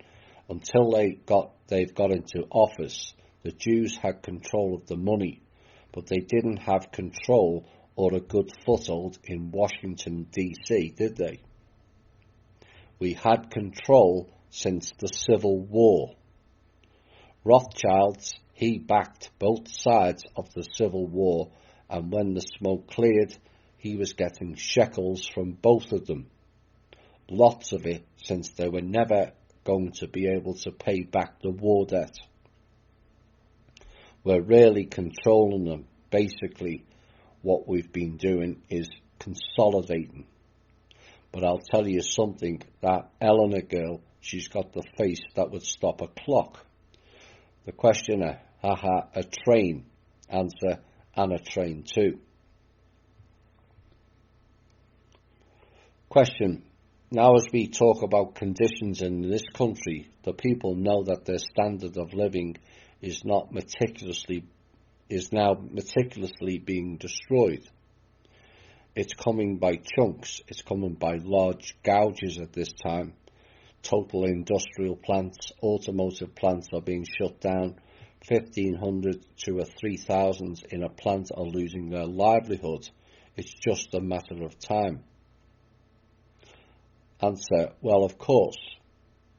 But all they ever really had anyway. Once you give up working for yourself and you work for somebody else, you are a slave to that person. What you're doing is actually, he's not paying you money, but all the labour that you're doing, you're giving him a piece of the action. And when you give him a piece of the action, you are making him the rich guy, not you. So all we want them to do is make a subsistence living. They could never afford to buy a house on their own. We got to give them a payment plan. Of course, we do them a favour. And so we collect a little interest for that. About 3 houses for every one that we sell them. 3 houses worth of interest, that is. But you have to be in business for yourself, he said. If you're not in business for yourself, then you'll never have a chance to make any money. You're going to be a working stiff, a slave, a serf. You are a schlepper. Question, why do the Jews feel, or is this just a paranoid schizophrenic feeling that everyone in this country is looking at them, want to do things to them and stuff like that? Answer, well, they better not look too hard at us and accuse us, because that's anti-Semitism. And if we catch you at anti-Semitism, we'll throw the book at you. Remember, we control the court system, something the common law people need to understand, and the natural law. We control the court system, all the Jew judges, the Jew lawyers, the Jew prosecutors, and we wrote most of the law, which confirms what I've said in the past. Theirs is not a religion, it's a law. Not us necessarily, he said, but we pay Goyim in Washington, D.C., the Democrats and the Republicans. They sit around and we have them write up laws. We tell them what to do and they put it on the paper. We don't actually do the work. Like I said, all politicians are puppets, including the president. Question, 2 individuals that come from 2 opposite parts of the planet. You, Rabbi Finkelstein, and yours truly, James Wickstrom. You know, we are on 2 totally opposite sides of this planet, and both of us have 2 totally different wants and needs and desires against one another. And yet here we are sitting here tonight, discoursing about people, discoursing about things, being honest and truthful and telling the truth to the masses. But you know the masses have a hard time believing anything. The most important thing to remember between you and me is that we both have 2 fathers. And so that's why we look at the world in 2 different ways. The answer is neither are right or correct in their views. Both are steered and blinded by what they believe is their faith. But both have been lied to. The word faith has got nothing to do with religion. Faith means the enlightenment of knowledge.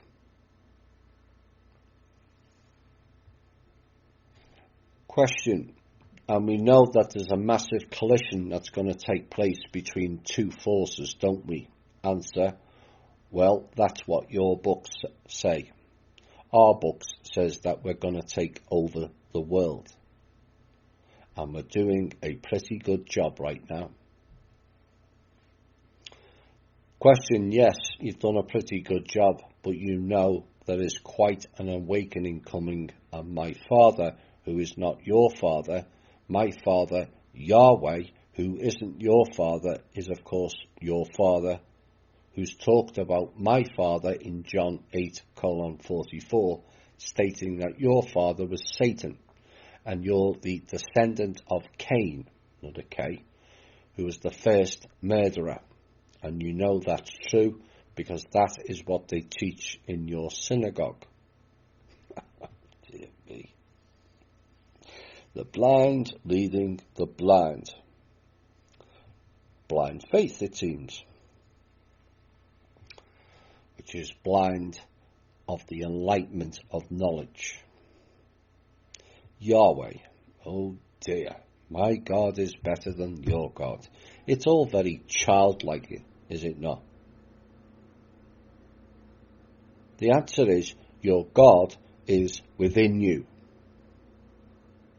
It always was. You were never told to worship or idolize outside of yourself. The system taught you that.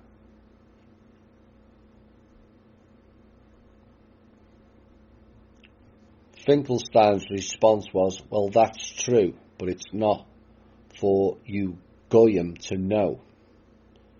But right now it's too late. It's over for your white race. So that's why I'm speaking so honestly here, to bring it out into the open so that you can see it for what it is. You've been teaching the people real good, but they don't wake up, do they? You don't get a lot of followers, do you? Because you know why? They are scared of us Jews, because they don't want to be called anti-Semites, and they believe we're the chosen people. That's why we can do whatever we want to do, and we get away with it, because the white men are cowards. And we go to the synagogue all the time and denigrate the whites and sing Hava Nagila. Question. I've told people for years and years, it's not that you, the Jews, are hiding anything. You're coming right over the television and newspapers, on the radio, and you're telling the people exactly what you're going to do before you do it, and they're like brain dead. They have to tell you. This is, again, proving what we've said in previous shows. But do we pick up on the clues?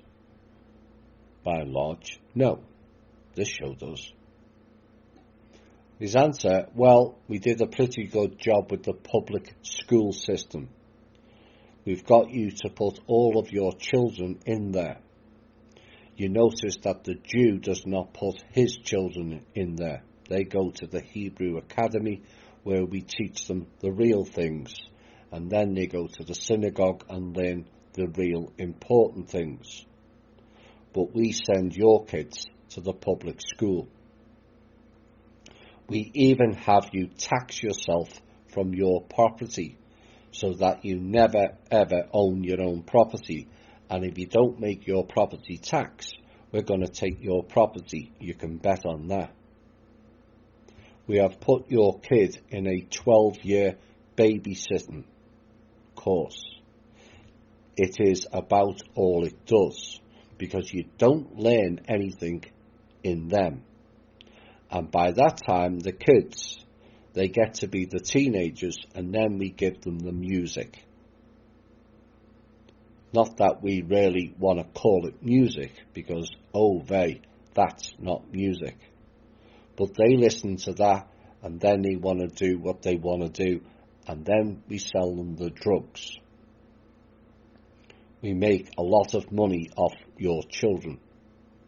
Your children from cradle to grave, and all we do is make money off of them. You are cattle, you are goyim, the human cattle, Mazel Tov. Mazel Tov means congratulations. Question. Yes, I know what you call us. You may call me Goyim, but I call you the devil. but you know I'm going to be calling you a good name because that's what you are. Answer, well, that's true.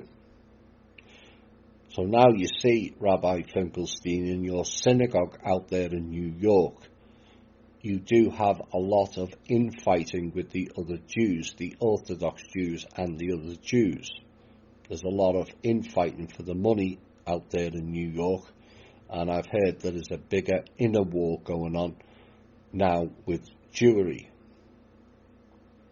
Answer, well, we fight a little bit and we argue a little bit, of course, but the two most important things we do is complain and get the guilt. And so what we do is we're really not fighting amongst ourselves because we both are going to make a lot of money. It's just who's going to make a little more on this deal and who's going to make a little more on that deal. The Goyim does all the work. The Goyim makes all the stuff. He sells it to us for pennies. We're the wholesalers. We are the middlemen. We mark it way up and sell it to other Goyim on the retail side. There's an old saying in Yiddish that God made Gentiles because somebody has to pay retail. It's not going to be the Jew for sure. The Jew does not pay the retail. It's the Goyim that pay the retail. We buy wholesale. Word of warning. The next part is unpleasant on every scale. Prepare yourselves accordingly. We just walked. Here goes. Netanyahu said, my Mossad uses children to trap your leaders into extortion so we can control you. But your perverts only see the child sex. And this is the sleight of hand tactic they do all so well, and rely on people looking at and accepting the statement, and the people are trained to believe, follow and repeat the narrative. But that is what is called immersing yourself in the story. A step back allows you to ask the right questions and obtain the right answers, and also the bigger picture. This next piece is called The Jewish Passover and Ritual Sacrifice of Children. Finkelstein was asked about this topic, and this was his reply.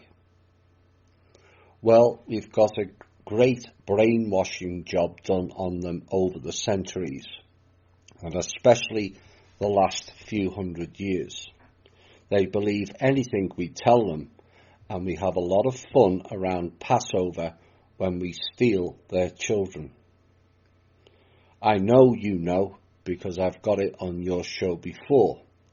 I mean, we steal 100 to 300,000 children a year just in this country.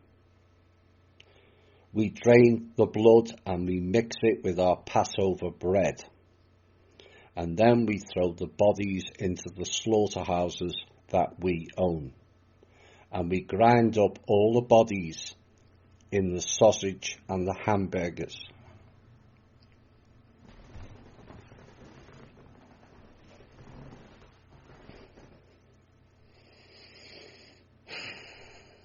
McDonald's is one of our favourite outlets. And the people that eat out for breakfast, they eat out their children for lunch. And you know, us Jews, we've got to do what we've got to do. Yes, my favourite MeWe GIF will be used figuratively and literally now. So is there evidence to support this claim? Shockingly, yes, as this past story confirms. And the following story alone proves that this interview is as real as it gets, and it was not a concoction and or hoax or forgery, some claimed. Confirmed, human meat found in 9% of McDonald's factories. McDonald's exposed for using human meat in Oklahoma City. First, McDonald's was under fire for horse meat, then mysterious pink slime, and now human meat. A shocking discovery was made in Oklahoma City's McDonald's meat factory and other McDonald's meat factories nationwide.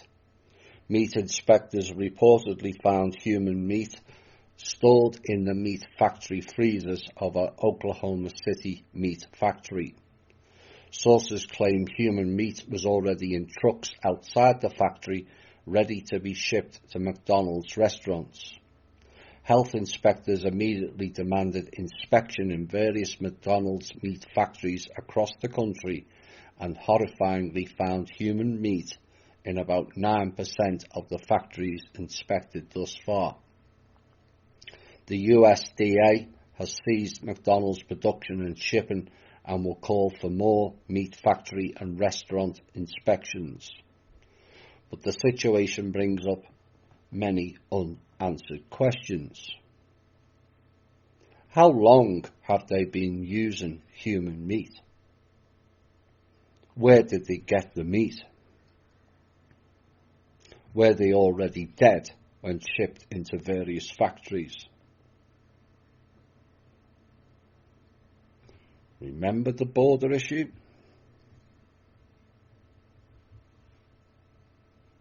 Investigators and inspectors at the time were being appointed for intensive investigations around the globe.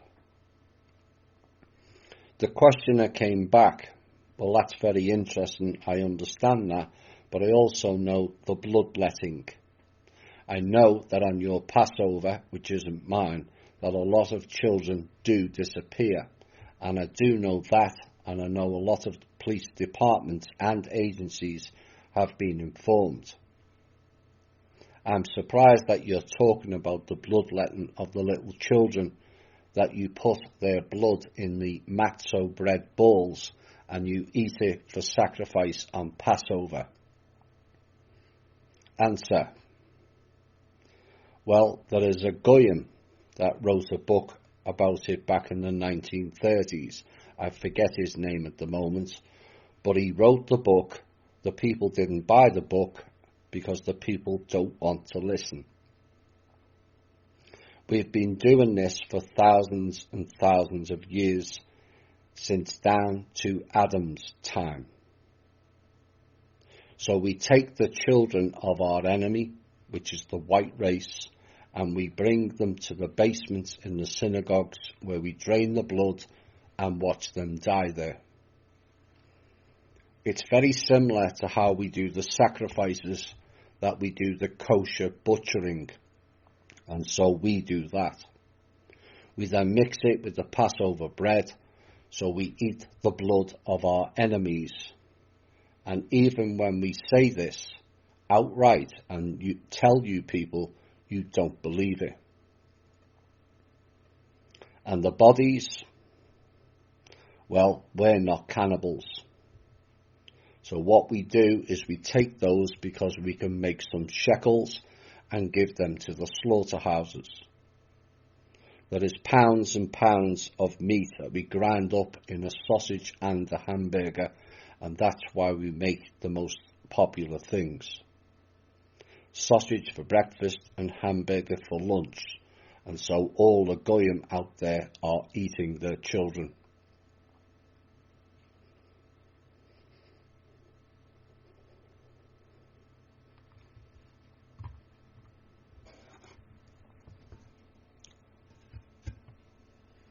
And even when we say this outright and tell the people, you don't believe it.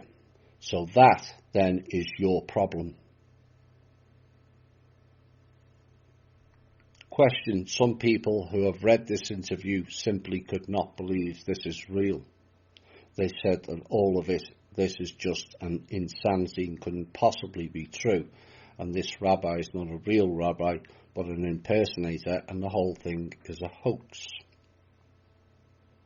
But the fact that human meat was indeed found in McDonald's factory freezers by FDA inspectors is the clearest and most fundamental evidence, which is simply undeniable.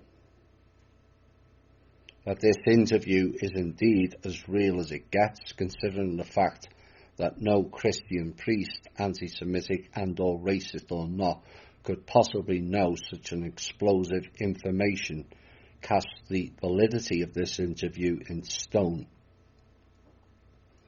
Particularly if we consider another fact, that every day in America alone, 2,300 children are missing. In 1999, nearly 800,000 children went missing. And Finkelstein, and even when you say this outright, you don't believe it. So that, then, is your problem.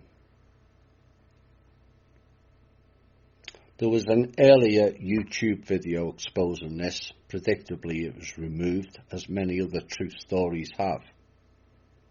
But the point is, if you have to hide things, it proves there is a cover-up. And more people are evidencing these bannings, blocking and charting the narrative now, and a greater awakening is occurring with the people all over the globe. It is backfiring on them badly, reduced to sending jackass fiction checkers to not evaluate a story but to discredit the truth and control freedom of speech. The lockdowns have benefited us in a bizarre way, as more people have more time to look at the various sites uncovering their secrets and dark agendas. But this is about as sick and evil as it gets. Question. You know, I agree, yes, it's a problem of people not believing. But you see, I've always wondered how you Jews ever got control of the Christian churches in this country. It always baffled me. I know you have your synagogue out there in New York on the East Coast, but I'm wondering, how did you ever get totally control over these Christian churches who at one time told their congregations to stay away from you Jews? How did that happen? Answer: we infiltrate the church and we attack them first. You know our father Lucifer. The number one thing is, of all the organizations out there on earth that we would want to infiltrate and take over of you, Goyim, obviously would be the churches. So we attacked them first, we attacked them most.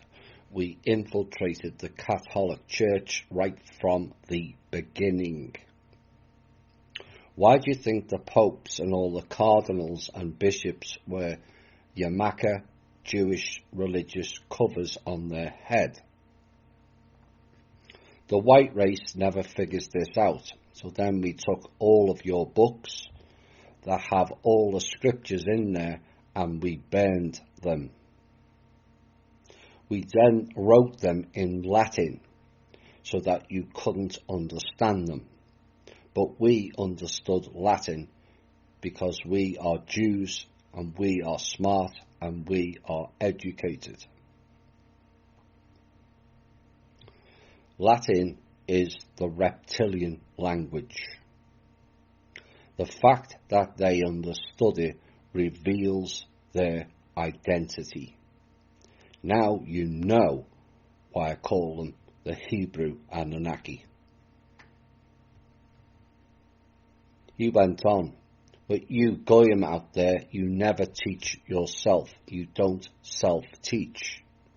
You're always looking for somebody else to do it for you, so you wind up being schleppers all your lives.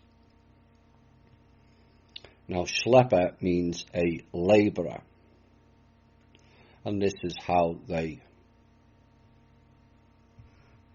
describe it. A labourer is someone so stupid or ill-educated that he is employed to fetch and carry things. That is the description of that word. Anyway, 1,000 years later, when a bunch of the white race started to wake up in Europe and they started to leave the Catholic Church, what this reveals is that the Catholic Church is a trap for the white race and its subsidiary, the Protestant movement, who are essentially fake Catholics. And it is a harvesting centre for these Hebrew Anunnaki. He went on, it was a terrible time around then because we were not making as many shekels as we used to, so we had to put a stop to it.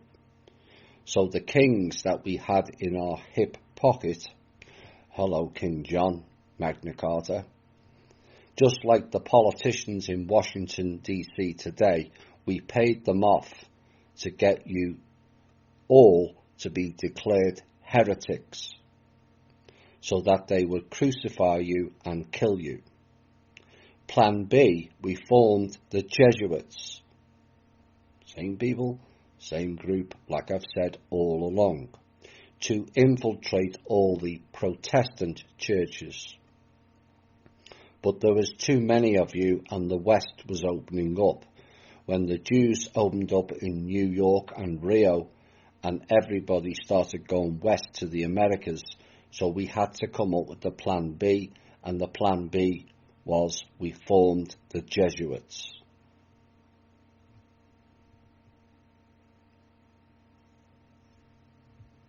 Now, he kind of skips a part here where he says he was a nice boy, probably some pope at the time, that didn't know how to roll over. Moreover, he started the Jesuits, and so they decided to infiltrate all the Protestant churches out there, and there is always us, Jews, work out ways to the top.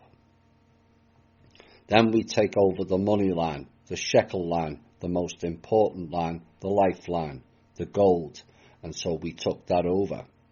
And so slowly but surely we that teach the teachings, change them a little bit to where it's all run by the Catholic Church again, the Mother Church. It's your mother, but the Father Church is the synagogues in Israel and the synagogues in New York. Question. There was a report just recently of Ethiopic Jews in Israel land. These are black Jews, and the Jews in Israel did not want them there.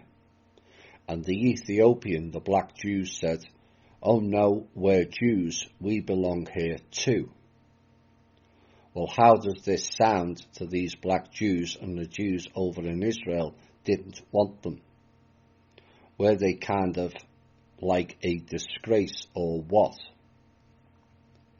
The answer, well, you don't want a bunch of Swatzers in your land. You don't want the Swatzers in there. There are some rabbis that went down to Ethiopia, that's the Garden of Eden 4, and they said, "Oh, we like to be Jews too." And we laugh and we said, "Okay, pay us a few dollars and we'll teach you how to be a Jew." So there were a few rabbis that made some money there in Ethiopia. But every Jew knows that a Swatzer, which I think is a black, can never be a Jew. And we don't want them dirtying up the neighbourhood in Israel. We gave them the neighbourhoods here in America. We gave them the white women to mate with to destroy both races. And what can I say?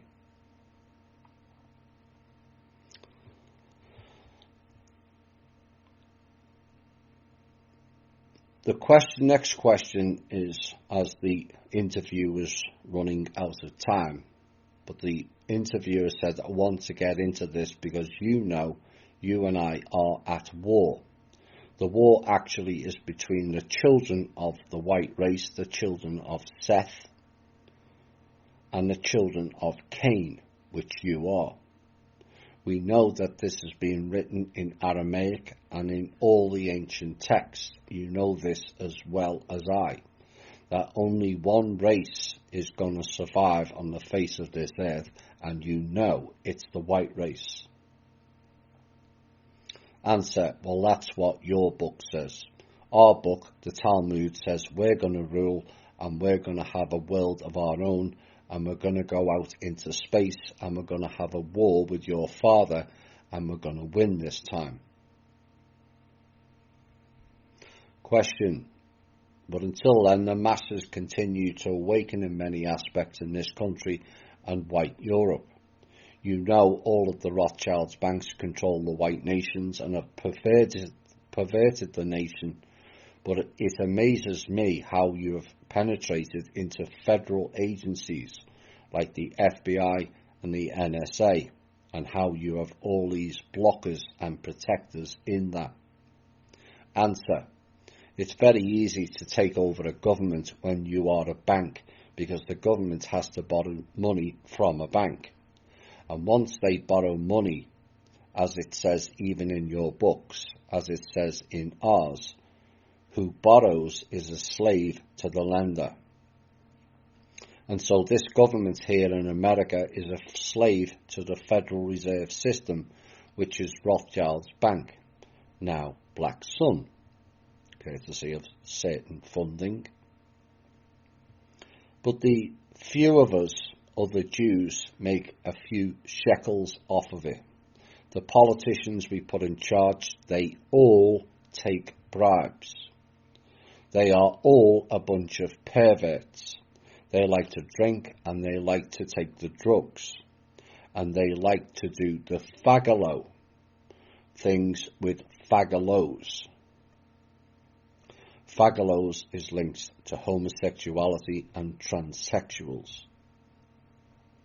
So that's what they do, and it's very easy to control the government. The hardest thing was penetrating the churches, as there used to be a few good preachers in there. But over time, as Jews, we're so smart, we're the chosen people, we always infiltrate and take over everything, and everything that is out there today we own and we control. Question. Well, I know, Rabbi Finkelstein, I know that all of you Jews are going to die. It's written by Yahweh. Really, Yahweh, dear me. I'm glad that you are on here and told the truth to the listening audience. You've been listening to John 8:44 of Pastor Bob program, and I'm sitting in for him. That was an audio recording of the interview with Chabad Lubavitch, Rabbi Finkelstein, which was outlining the doctrine of Zeo-Nazis and their father Lucifer. And the final piece that Finkelstein stated, you are nothing but a cattle to be slaughtered and sacrificed to our God Lucifer, and milked by God's chosen people for all you have, for as long as you last. Final summary of tonight's show. And there you have it in a nutshell. A reformation of the Rosenthal interview, and an expansion on it in so many ways. It's so hideous, it's barely believable, and I get that. But the fact of the matter, it's not. People ignore this and the Rosenthal interviews as too far-fetched. But many in THI have heard that it's not far-fetched at all, and in some ways it's underplayed. It confirms the From Russia with Love series on steroids in so many aspects that the From Russia with Love series has to be the blueprint for us all to understanding what has played out. And as brutal as it is to research, write, process and relay this show for you, it is a necessity, for it brings things out of the dark and into the light. And that is a victory. With more lights shone upon it, it extinguishes their hidden dark intentions. And I, for one, will continue to shine the beacon on these cockroaches of the night, and I'm asking for you all to join me in this quest. For the sake of our children, grandchildren, and future generations, these psychopaths have to be stopped. What is our future if we carry on ignoring it? And also, how can we all chart a better path for us all, including these racist, sexist and anti-human psychopaths? You cut off their energy. It is the greatest threat to them. They admitted they struggled when the white race left the church. Why? Because they couldn't control us. And these are the living embodiments of archons, energy vampires and harvesters, demons rolled into one vessel. They made it clear they care not for people's lives, the sanctity of life, and the pursuit of happiness and pleasure, only how many shekels they can generate and harvest from you. The sheer contempt for life of these people will sicken all who listen to or read this. And this show leaves no doubt as to their full intentions, the depth of how far they go to achieve it, and the tactics by which to achieve it is about as dark forces as it gets. As our show has warned about these sub-grey race intentions to eliminate the white race, it was there for all of you to see now. How many more times do they have to tell us before we wake up and take action?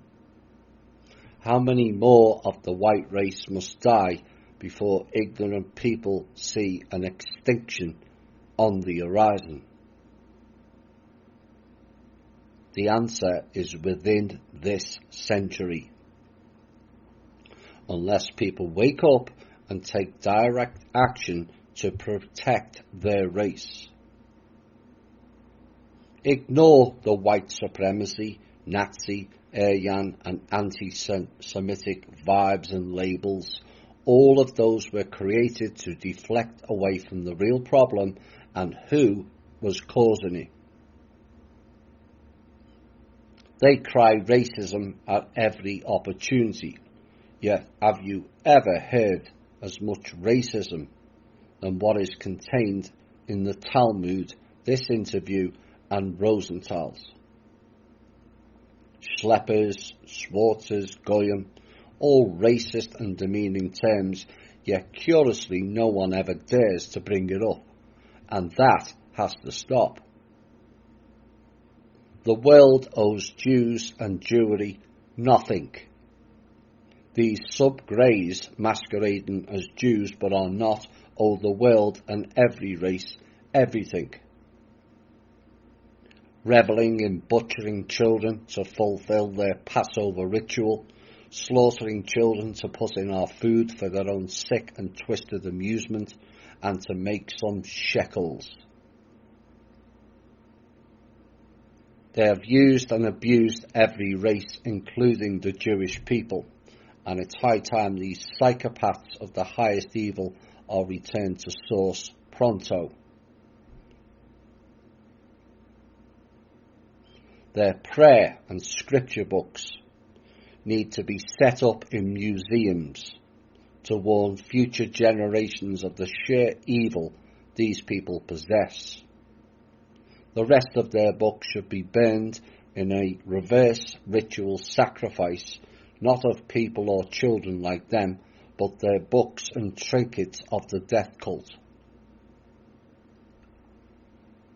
A death cult whose whole narrative is based on a series of lies, cover-ups, fake history and fake religion, which has gone on to formulate our law, which is their law, and rendered it a monumental trap for all who engage in the legal practice.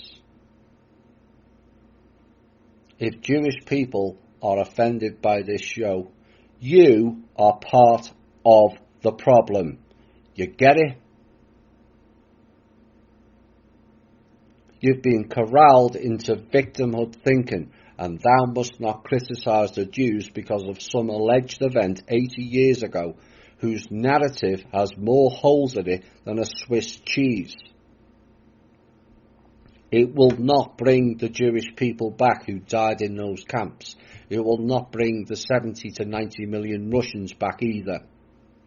And unless you are a disciple of John Hopkins, 70 to 90 million dwarfs the fake figure of 6 million between 14 and 18 times, and yet there's no mention of it. Why? Because the same sub-grey race known as Jews that killed the Russians were the same people that killed the Jews in the camps, and many other peoples. Wake up and smell the fucking coffee, will you? As your people are next in line to be pushed out of the Middle East after all the Palestinians are gone.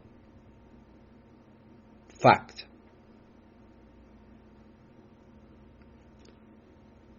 Tonight, you just about got over one staggering quote, and then a worse one followed.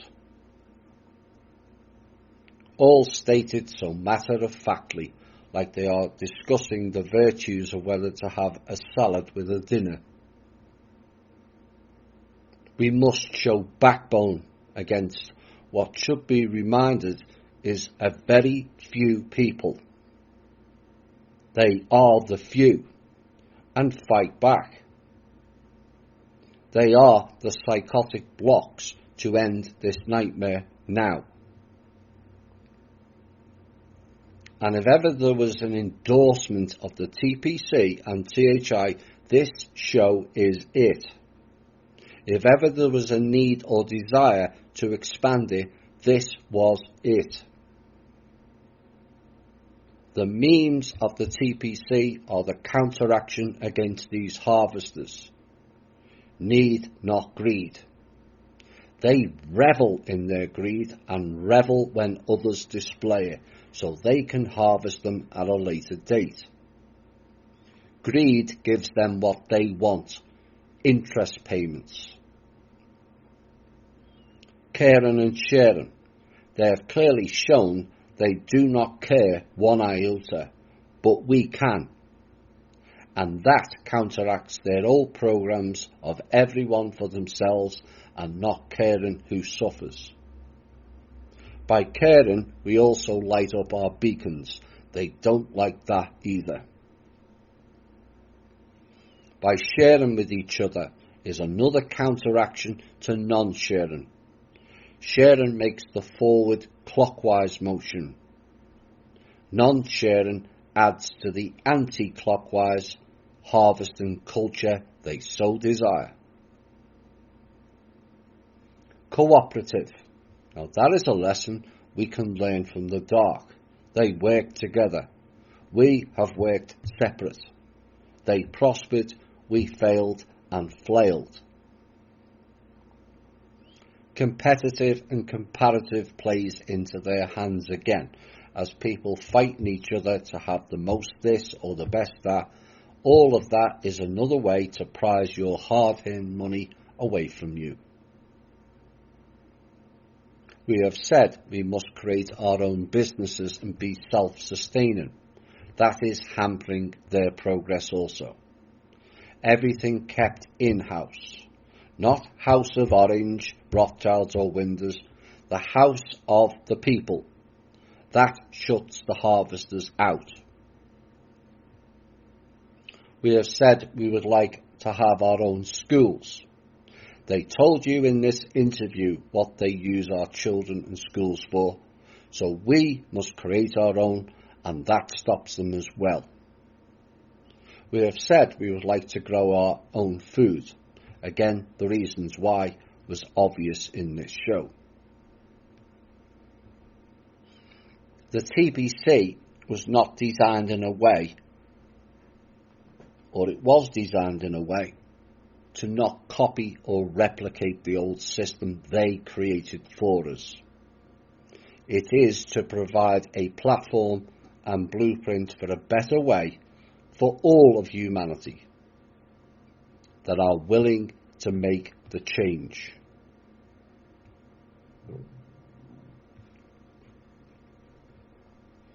Those who won't or don't will carry on being harvested by these psychopathic dark forces as laid out tonight. That is their choice and not something you should feel guilty or have regrets for. They made their choice and you made yours.